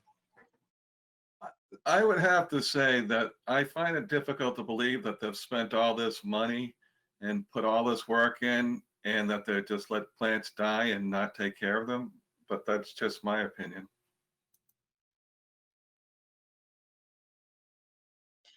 So I don't disagree, but my concern is making sure that, we've pushed really hard for the number of trees to be planted that are being planted and for them to be native species. And I could see a situation where, something doesn't take or isn't cared for properly within the first year, and maybe it's exchanged out for something maybe that the skating club would prefer, but that may not be as beneficial to the town in terms of the ecology and the environmental benefits on site. So I would feel pretty strongly that we need to do monitoring for the 3 years with those reports back to the commission. Appreciate all of the work that's been done to comply with, what we've been asking for, but I think that we really want to see this through and make sure that this remediation plan is successful. Thank you, Ms. Miller. I would just take a moment to say that I generally agree with the sentiment that after the level of effort and energy that the entire team has put into resolution to this unfortunate circumstance that unfolded with the native vegetation that was in this area, we certainly want to make sure that as we move into the future, it's properly maintained, reviewed, and while my crystal ball surely doesn't show me a future where the Skating Club of Boston goes anywhere or suddenly becomes negligent in their maintenance of it, I would feel a lot better about having something in place. And I might even suggest that, further compromise and perhaps extending the monitoring to a second year, just to ensure that if there were replacements or other things that happened after the first year's growth, that there was some opportunity for additional structured, planned, programmed review and report to the Conservation Commission. But can't force anyone's hand, I suppose.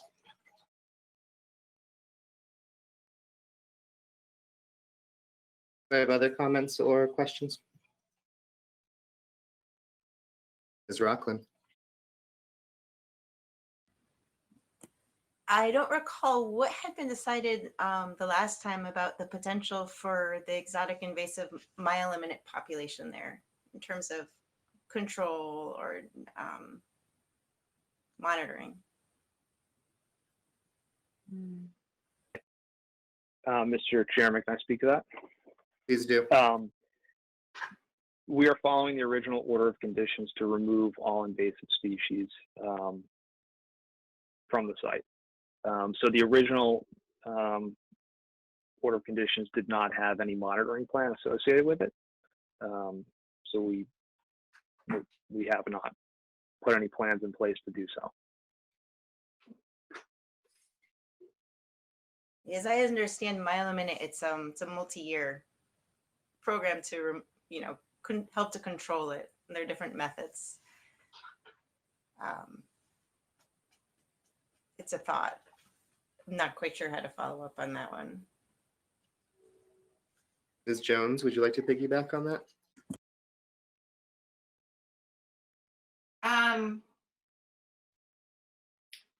I'm curious, I guess, when you anticipate trying to apply for your certificate of compliance, because certainly, you would want to continue the invasives monitoring through that time. And also, yeah, I guess I'm also not sure how to tie the mile a minute in because I'm not familiar with where it is or what the removal has been. But for the issue of, again, I think that long-term monitoring is appropriate for reestablishing vegetation in, I mean, I think this is not even buffer. I think it was some bank as well.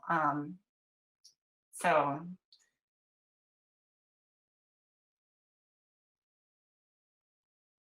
Mr. Bamber?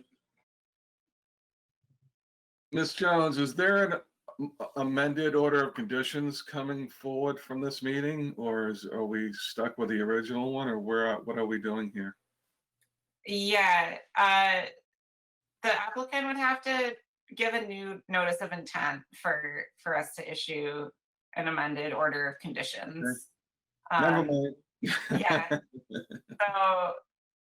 So the best way I think to kind of permit work would be through the enforcement order where we agree what we want and then it's written into that enforcement order.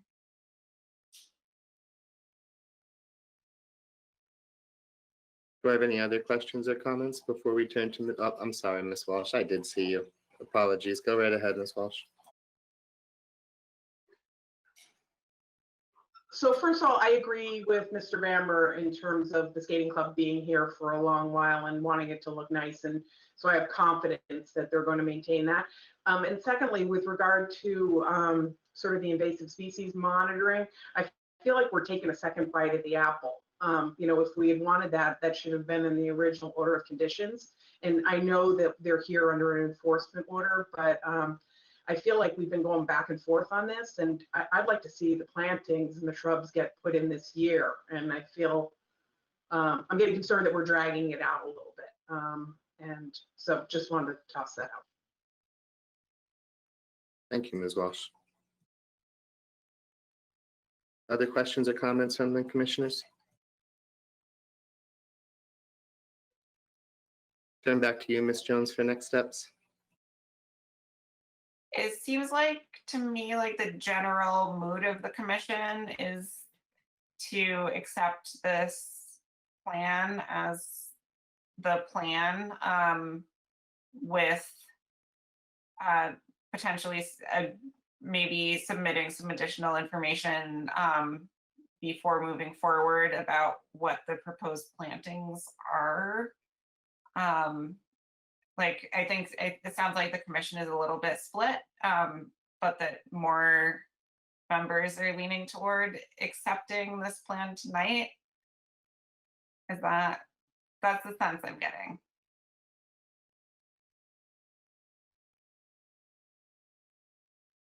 Mr. Bamber. I would like to make a motion to accept this plan with Ms. Jones reviewing the plantings and approve them for the commission. A second. All right, we'll take our votes then. As I have been, I'll go down the list and just ask you to state your position. Stephen Washburn, I'm in favor. Aye. Chris Capizio.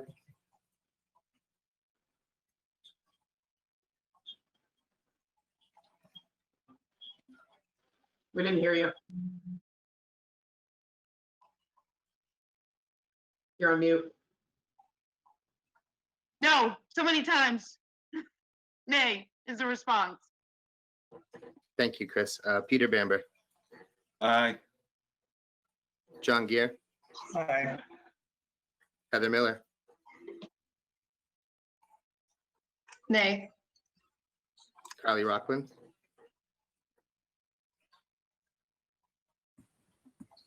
Aye. and Catherine Walsh. Aye. Thank you.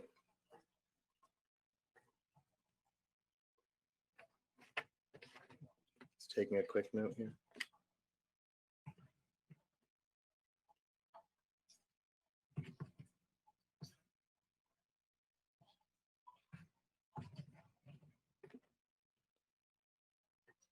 All right.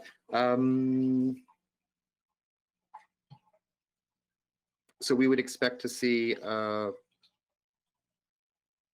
some input or feedback from Ms. Jones, I guess, once she's been in communication with the team regarding the proposed planting position of the shrubs. Is that fair, Ms. Jones?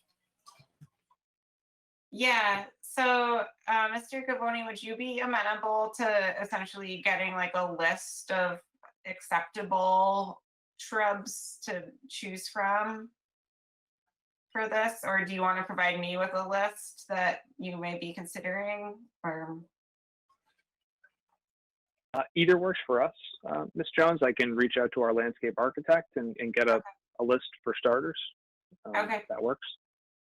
That'd be great. And Ms. Jones, just to touch upon it briefly, I know I kind of put it out there for you, but you would be agreeable to a member or two of the commission joining you in your review of the proposed plantings? Yeah, I think that would be great. So who wants to join me in my review? Awesome. Okay. Very good. Thank you very much for being here tonight, Mr. Gavoni. We'll be in communication about that list of potential plantings and keep pushing this forward. Thank you, Mr. Chairman. All right, that's been quite the agenda. We're now at the point of our meeting where we can turn back to Ms. Jones and look forward to our conservation agents report. So the first item on this report, we actually have, I believe, several representatives here for, and this is a situation with the property at 973 University Ave. It is a gravel pit and quarry, which recently has come under consent decree from a case brought by the Attorney General as a result of not having a NIPD's construction general permit in place for their stormwater or appropriately treating that stormwater, with the result that the stormwater untreated wound up in Purgatory Brook. And part of that consent order was called for the construction of new stormwater controls, including some work in the buffer zone of the wetland on the edge of this property, and that work has actually already been done, but it was done essentially without the knowledge of the commission or going through the appropriate permitting process under the Wetlands Protection Act. And so that's why I asked the owner of the property or his representatives to come to this meeting tonight. Last week, after learning about the settlement and the work that was done, I went and issued an enforcement order where my suggested kind of follow-ups were that they attend this meeting and that they do an after the fact notice of intent. So essentially all of the work that's being done are improvements to the stormwater and the work that has already been completed in the buffer zone, I was able to inspect and didn't see any impacts to the nearby wetland. But the work was done. It should have been permitted through the Conservation Commission under the jurisdiction of the bylaw and the State Wetlands Protection Act. It wasn't. We also have a couple of older orders of conditions on the site that have continuing conditions that if the hydrology or the stormwater on the site were to change, that the permittee would need to come back to let the Conservation Commission know. So I believe that we have several representatives here for the project, and would invite them to speak about it. My name is Luke Fabry from Geological Field Services in Salem, Mass. And I was asked by Mr. Federico to represent him on this issue of the enforcement order. And I was here, or am here on this meeting this evening to do that. I did review the enforcement order and noted that the activities that had been brought up were the construction in the buffer zone, alteration of the site hydrology, and discharge of stormwater from the site. There was an action taken by the Attorney General's office earlier this year for not having a SWIP plan in place and a NIPDES permit. The NIPDES permit has been applied for and received, and we have started quarterly monitoring. We have two quarters of monitoring that have taken place to date. And the SWIP plan was also completed with that. And then the Attorney General's office asked us if we could move the site towards a no discharge site under the stormwater pollution prevention plan. And to do that, we examined the size of the detention basins that had been proposed and the available space, and came to the conclusion that we could design stormwater retention for a 100-year storm, which is significantly larger than what had been proposed there. And so we went through the process of doing that, and I think the issue for Mr. Federico was he thought that everything was outside of the buffer zone, and did not realize that there's a condition in there, I think it was F4, that requires him to come back to the board to discuss any alterations of the site that would affect the hydrology. And obviously, increasing the size of the detention basins would do that. So he got started on the work. There was a deadline put on him by the Attorney General's office, and you saw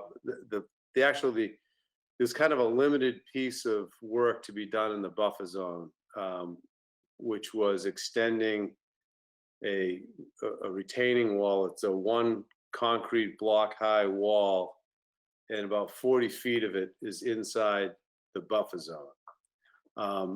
The rest of the work that the AG's office would like is outside of the buffer zone, but it does affect the hydrology of the site. And so I saw that the commission would like to have a notice of intent filed by October 21st, and that to address the Attorney General's requirements, and that a cease and desist order for activities in the site was in place. And I believe there's been a cease and desist on the site for a longer period of time than just this current enforcement order. And so we do have a working plan that we had provided to the Attorney General's office with the SWIP, and I can provide that to the commission. I have a couple of questions from a procedural point that I wanted to ask you this evening. Because when I read the conditions of the order, specifically the one that was cited in the violation, which is that if there's changes in the hydrology, we need to present that to the commission for further is it further review or future review? Must review future development of the site affecting the hydrology. So one of the questions that I had was, if all of this work is outside of the buffer zone, would he be filing a notice of intent to increase the size of these detention basins if it was not for the enforcement order? And the other question I have is that the existing order of conditions was issued for a 1-year term. That term has expired, and there's not a certificate of compliance. A certificate of compliance has not been applied for the site. So I have I guess an order of condition that's unresolved, in that the certificate of compliance has not been sought, and the commission is asking for another notice of intent to be filed for an order. And I wasn't sure how that was going to play out, and before I get it more regulatory twisted than it has to be, I wanted to ask the commission, how they would like to approach that issue. Should we file for a certificate of compliance prior to, or if a notice of intent is necessary for the detention basin work, etc. And Mr. Federico has told me to go ahead and address this issue with you, and he certainly wants to resolve it. I don't know if anybody ever goes out to the site. He was accused of some things that weren't actually true in his housekeeping, where the site is very clean. There's no oil and hazardous materials being stored on the site. There is a little bit of grease in, tubes for the grease gun that are stored in a container. And in general, the site is very clean. And that's, that's where I am right now. And I wanted to get your feedback on that and move forward. So I just want to clarify before addressing your questions that the enforcement order that I issued included a cease and desist within wetland resources and their buffer zones. So I think the site may have a cease and desist from another municipal board, but not, the whole site does not have that from this Conservation Commission. Just to clarify that. So the Conservation Commission, so when an agent issues an enforcement order, the Conservation Commission has the opportunity to decide whether they want to essentially authorize that enforcement order at their next meeting, or do something different. So that so the commission has not kind of endorsed the enforcement order yet, and may choose to do so tonight or do something else. My recommendation as far as the expired permit and the certificate of compliance, I haven't seen the site plans from the old order of conditions, just because it's not in the file and it's in a box somewhere, I think. But I'm not sure yet. But my suspicion is that there was stormwater that probably that was approved as part of that order of conditions that maybe is being completed now. So my suggestion would be to finish the stormwater and then apply for all of the certificate of compliances on the site. There was a detention basin basically where it is now on the notice of intent. there are two detention basins.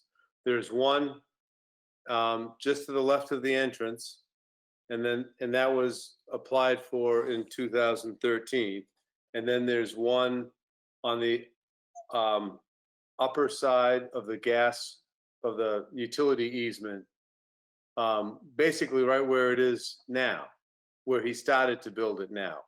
The difference is the one that is being constructed is deeper and it's not even wider. It's deeper and it can contain more water than the previous basin contained, and the lower one is also larger. And what we've done is we've segregated the water, so the lower basin only takes water off of the paved surface, and the upper basin takes water from the sand and gravel operation, only a portion of it. The rest of the water is infiltrating in. I have a copy of that, and I'm not very good with these meetings. This will be the first time I try to put something up there, but I have a copy of the plan that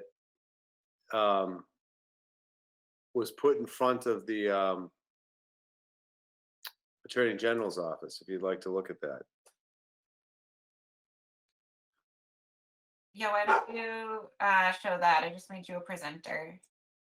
Okay, so I'm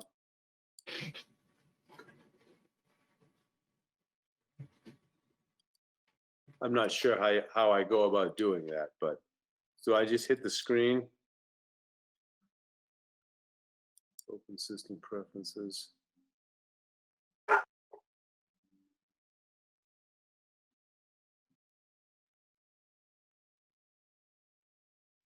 Oh, I'm not going to get there. I'm sorry. My privacy wall's blocking it. But I have copies. I have a copy of the plan set for the original notice of intent. You don't need to go digging it out of a box. I have a copy of that available. I actually don't have the written portion of the notice of intent, but I do have the plans.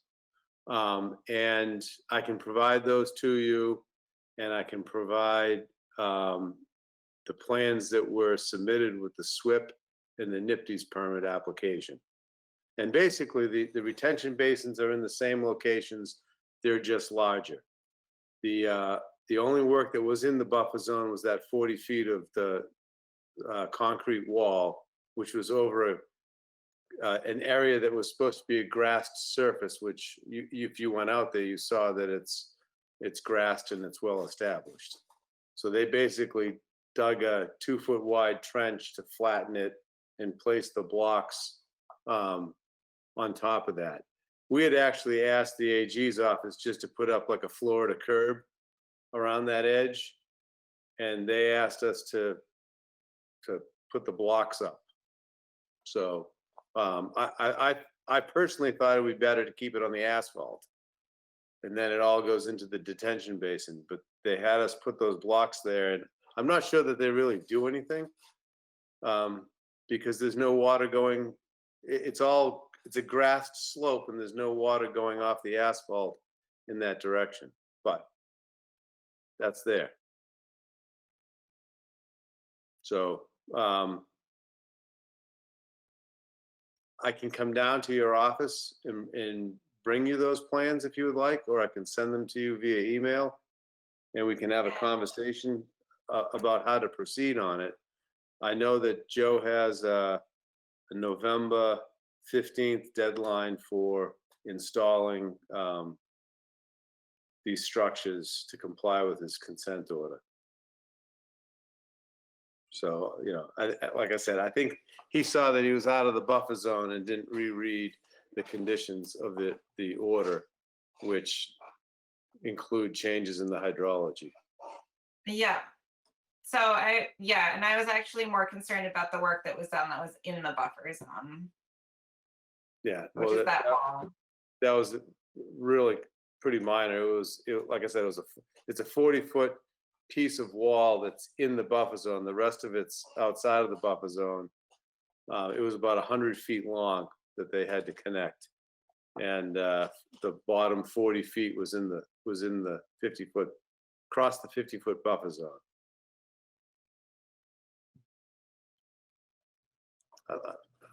I wish I could put it up there. My screen is telling me that I can't screen share. Yeah, I'm having the same issue. So I think that the commission has several options in front of them. My initial thought was that the main problem with this was that it wasn't permitted, and so just to have them go through the permitting process, even for the work that's already happened. But the commission could choose to do something else. I don't believe that now that the old permit has expired, that the work can kind of be done as like a plan change under that permit from like 2013. Right.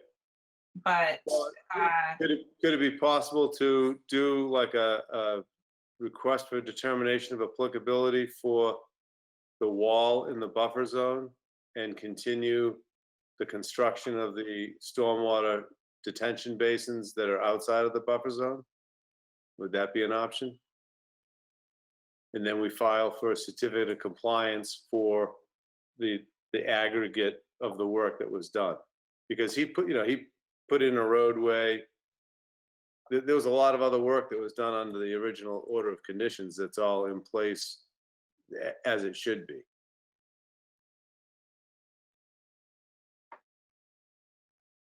are there any questions or thoughts about that from commissioners?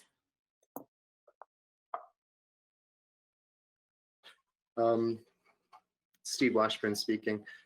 I see you, Ms. Walsh. I'll grab you in just a moment. But something that just does come to mind after reviewing the materials that I was provided is that it seems that the quality of the work is not really the issue here. It's more the procedural portion of this. So I suppose I just feel that we should surely respect the process, the procedure, the application, but I think that because the issue seems to be with the procedure and not the results, that just let's get the new application in and move this along. But yeah, I would be interested to hear questions or comments from the rest of the commission, starting with Ms. Walsh. So just a clarification, so the order of, or the NOI that was submitted originally was for the consent work? No, Consent order no, work? it was for the development of the property, the putting in of the driveway access, detention basins, stormwater controls, the whole thing. Okay, That got was it. in 2013, and it was recorded, I believe, in like December of 2013. Okay. And then the consent order was issued later when there was no NIPDs or SWIP plans, right? Correct. And so the work is complete. The work is complete in the buffer zone? The work is complete in the buffer zone? Yes. Yeah, there was the work in the buffer zone there's a grassed slope. It's on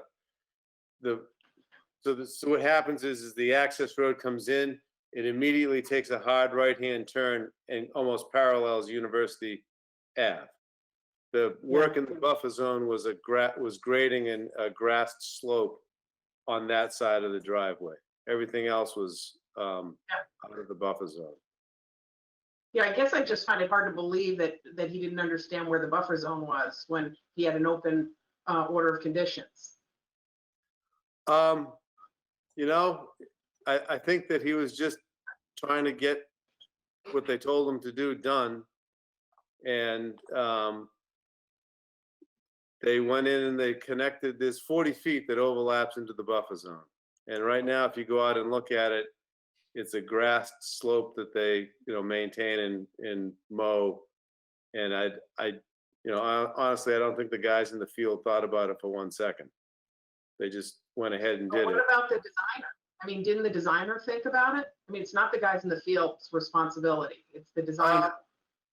You know, so at the very end of our our negotiations with the Attorney General's office, I forgot the woman's name, but she said, well, I would like to see the wall go across here.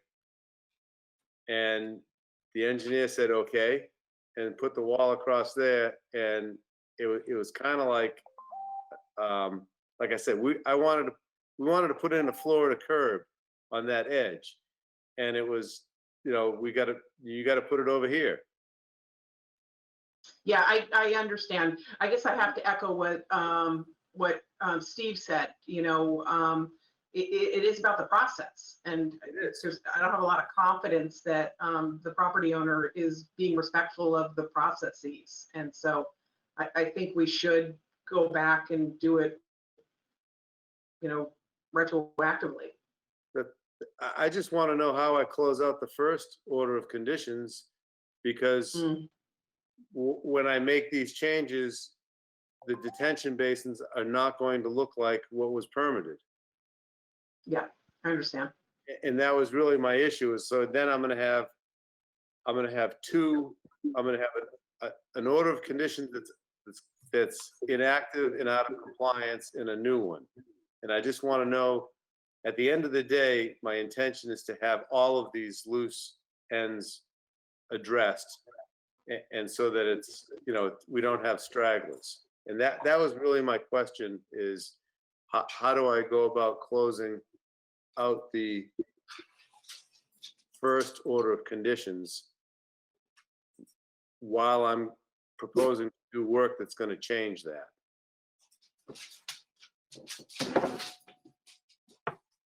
Thank you, Mr. Fabry. I do understand your the question or concern that you have, and I do have confidence that with guidance from Ms. Jones and the team, and some decision-making from the entirety of the group here, that this can be resolved pretty effectively. Mr. Bamber, I appreciate your patience. I'd love to hear from you. Yes, I agree with what Mr. Washburn said earlier about let's just get this paperwork right. Let's get the process right. And so then I would just come back to Ms. Jones and say, based on the questions he's asking you, does it make sense to have them come back and ask for a certificate of compliance and other steps that you'd recommend? I'm looking for your guidance here to accomplish getting the process documented appropriately and getting this done. Yeah, so what I would like to have as a potential condition for them to get a certificate of compliance for the current work is to get a set of as-built plans that are signed and stamped by an engineer. I know that that's a process and that they've already started the work on the stormwater. So I only want to ask them to do that once. And so that's why I was leaning in the direction of let's have the work be finished and then give them all of the certificates of compliance at once, rather than closing out the old certificate of compliance while the site conditions have already changed, and then doing one later for the current work.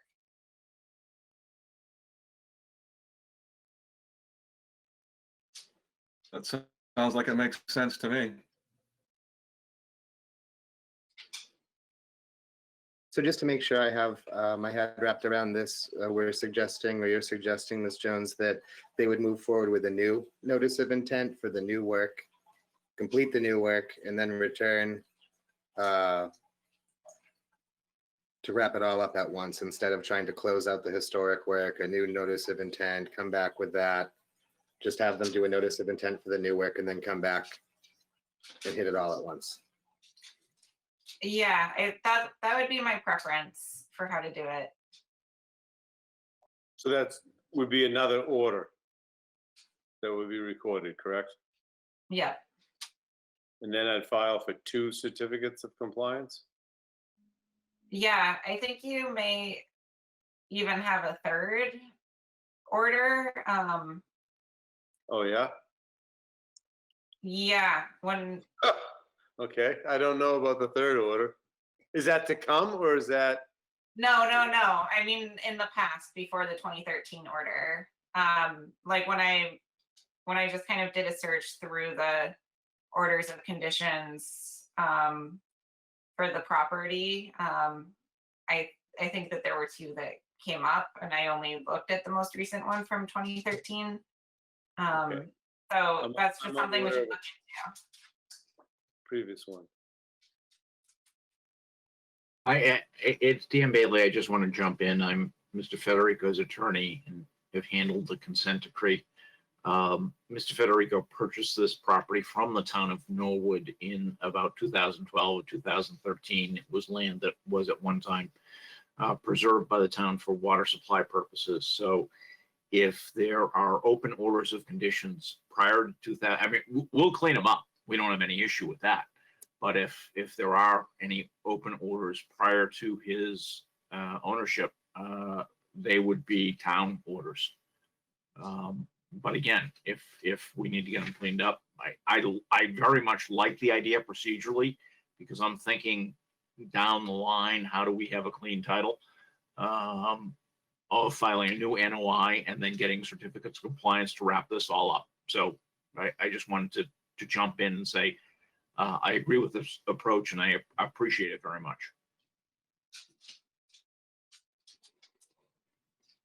Thank you, Mr. Bailey. So Ms. Jones, then it seems like we've kind of reached a consensus here. Are we comfortable saying that the plan as a group here moving forward is for a new notice of intent to be filed and we'll move forward from there?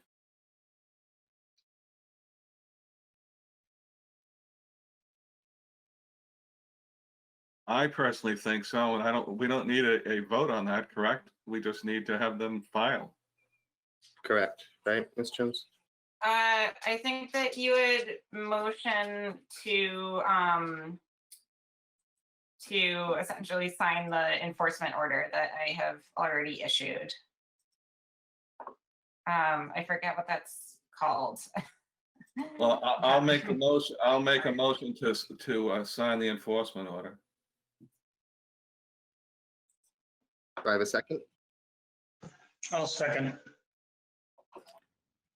All right, as we've been doing, I'll go down the list and just ask you to verbally present your position and vote. Steve Washburn is in favor. Aye. Chris Well, Capizio? Steve, let me rephrase that. I make the motion to ratify the enforcement order. Thank you. That's the word I was forgetting. Thank you, Mr. Bamber. Does the second, first have a second? Thank you. Okay. Steve Washburn is in favor. Aye. Chris Capizio? Aye. Peter Bamber? Aye. John Giger? Aye. Heather Miller? Aye. Carly Rockland? Aye. And Catherine Walsh? Aye. Thank you. Ms. Jones? May I have Okay. one question? Please, Mr. Bamber. Previously, I heard you say that your next meeting was October 6th. When is the filing deadline for October 6th? Just to correct that, I think it's actually the 7th. Thank you. Yeah, the 7th is Wednesday. Okay. And what would be the filing deadline for a notice of intent? I don't know if Norwood has a policy, but I would expect that you would need to file, honestly, 2 weeks ahead of time. So you might be looking at the second meeting in October. Well, I'd like to make the effort to get it done for the 6th because I have, or Joe has, constraints from the Attorney General's office. And there's, there's a 21-day wait period before you can start doing the work, etc. So if I wait to the end of the October meeting, that's, I think, the 21st. And that, Yes. that will, so I'm going to make an effort to try to do the next meeting. We'll see. We're pretty busy, but I'd like to try to get it in. It's So- typically 3 weeks, but you can try. Yeah. Okay. And again, you're not prevented from work outside of the buffer zone during this time. Oh, okay. Well, that's the issue. Yeah. His work is outside the buffer zone. Okay, I did not understand that.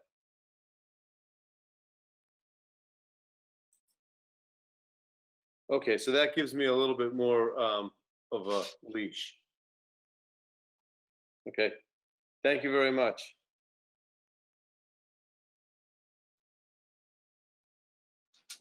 Thanks. Okay, For being here tonight, Mr. Fabry. good night. Take care. Have a good night. You as well, Mr. Bailey. Good night. Okay, so continuing down, as a long point on the agent's report, the next item on the report is Eagle Scout project kiosks. So we have an Eagle Scout candidate who has offered to build kiosks on the Indian Park property, and he has submitted like blueprints of and locations, and he's going to come to our next meeting. I've had a meeting with him and with Joe Greeley from the Trails Committee about kind of what his plan is and the most appropriate places. So this isn't work that's in wetlands, it's work that's on land owned that is controlled by the Conservation Commission. So he needs the Conservation Commission's blessing to move forward with that, but he'll be at our next meeting. And I think the other thing too, and I guess the rest of my report is really just like what you should look forward to in October, which I spoke with Mr. Washburn this morning, and he had asked for an update about the orchard. And so I'd like to give more of an update about that in October. And if the commission has kind of any follow-up actions, then it'll be specifically an item to be discussed on the agenda. And then the other thing that I am working on, just kind of like in the office, is I'd like to kind of present you all with an updated set of standard special conditions for you to consider for your approval, essentially integrating some of what I worked with in Uxbridge with some of what you all have used in Norwood, with the goal of being able to have something that is written so that it can be used for most projects. And then depending on the project, during the hearing, you can kind of just tack on pertinent things for that project, that it'll be kind of more straightforward, to just say like, okay, all of the conditions that we always approve plus these. So I'll have that to you for October as well. So that's kind of all I have for project updates. I'm wondering also if there's anything that you all have for ongoing projects, or like ongoing like projects that have orders of conditions, that you would like me to follow up on or look into as well.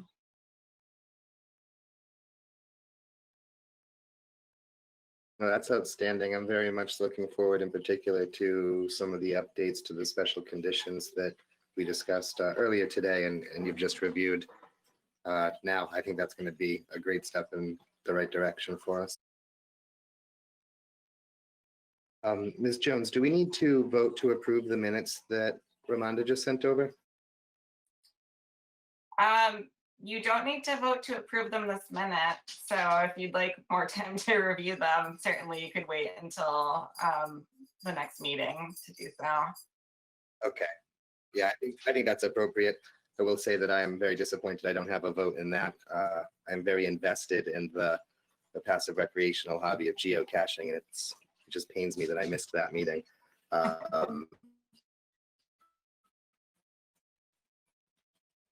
With that said, I also want to mention that I think we continued one of the hearings. Mr. Bamber identified that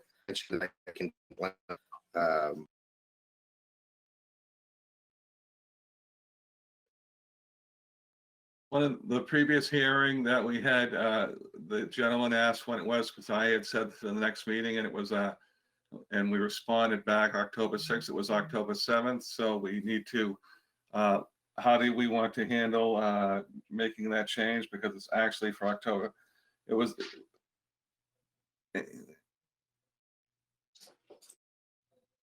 So I don't know how. Oh, you're muted. I think that the motion was just to continue to the next regularly scheduled hearing, so I can just let that gentleman know that the date is actually the 7th and not the 6th. All right. Okay. We need a CPC rep, so that should go on the agenda for our next meeting. Okay. That was mentioned. Thank you, Mr. Bamber. I'm glad you brought that up again. And there looks to be a lot of good candidates out there, just not me.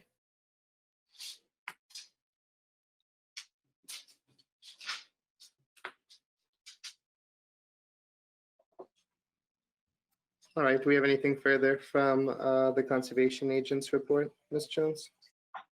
I don't have anything for you all. Do I have a motion?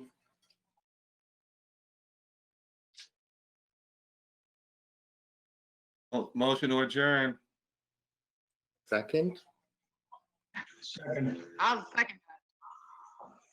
Thank you. All right, I'm going to go down the list and just ask you to state your position. Steve Washburn is in favor. Aye. Chris Capizia? Is in favor, aye. Peter Bamber?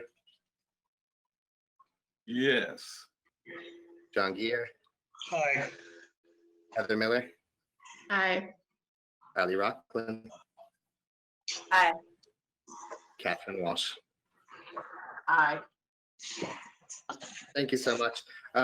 Folks, this was a very long meeting and a lot of attention to detail was required. I really appreciate everyone enduring this and putting their best effort into it. Sometimes we run late and this was one of them. So no, just big thanks and great work, everyone. I'll catch you all next time. Thank you. Bye, everyone.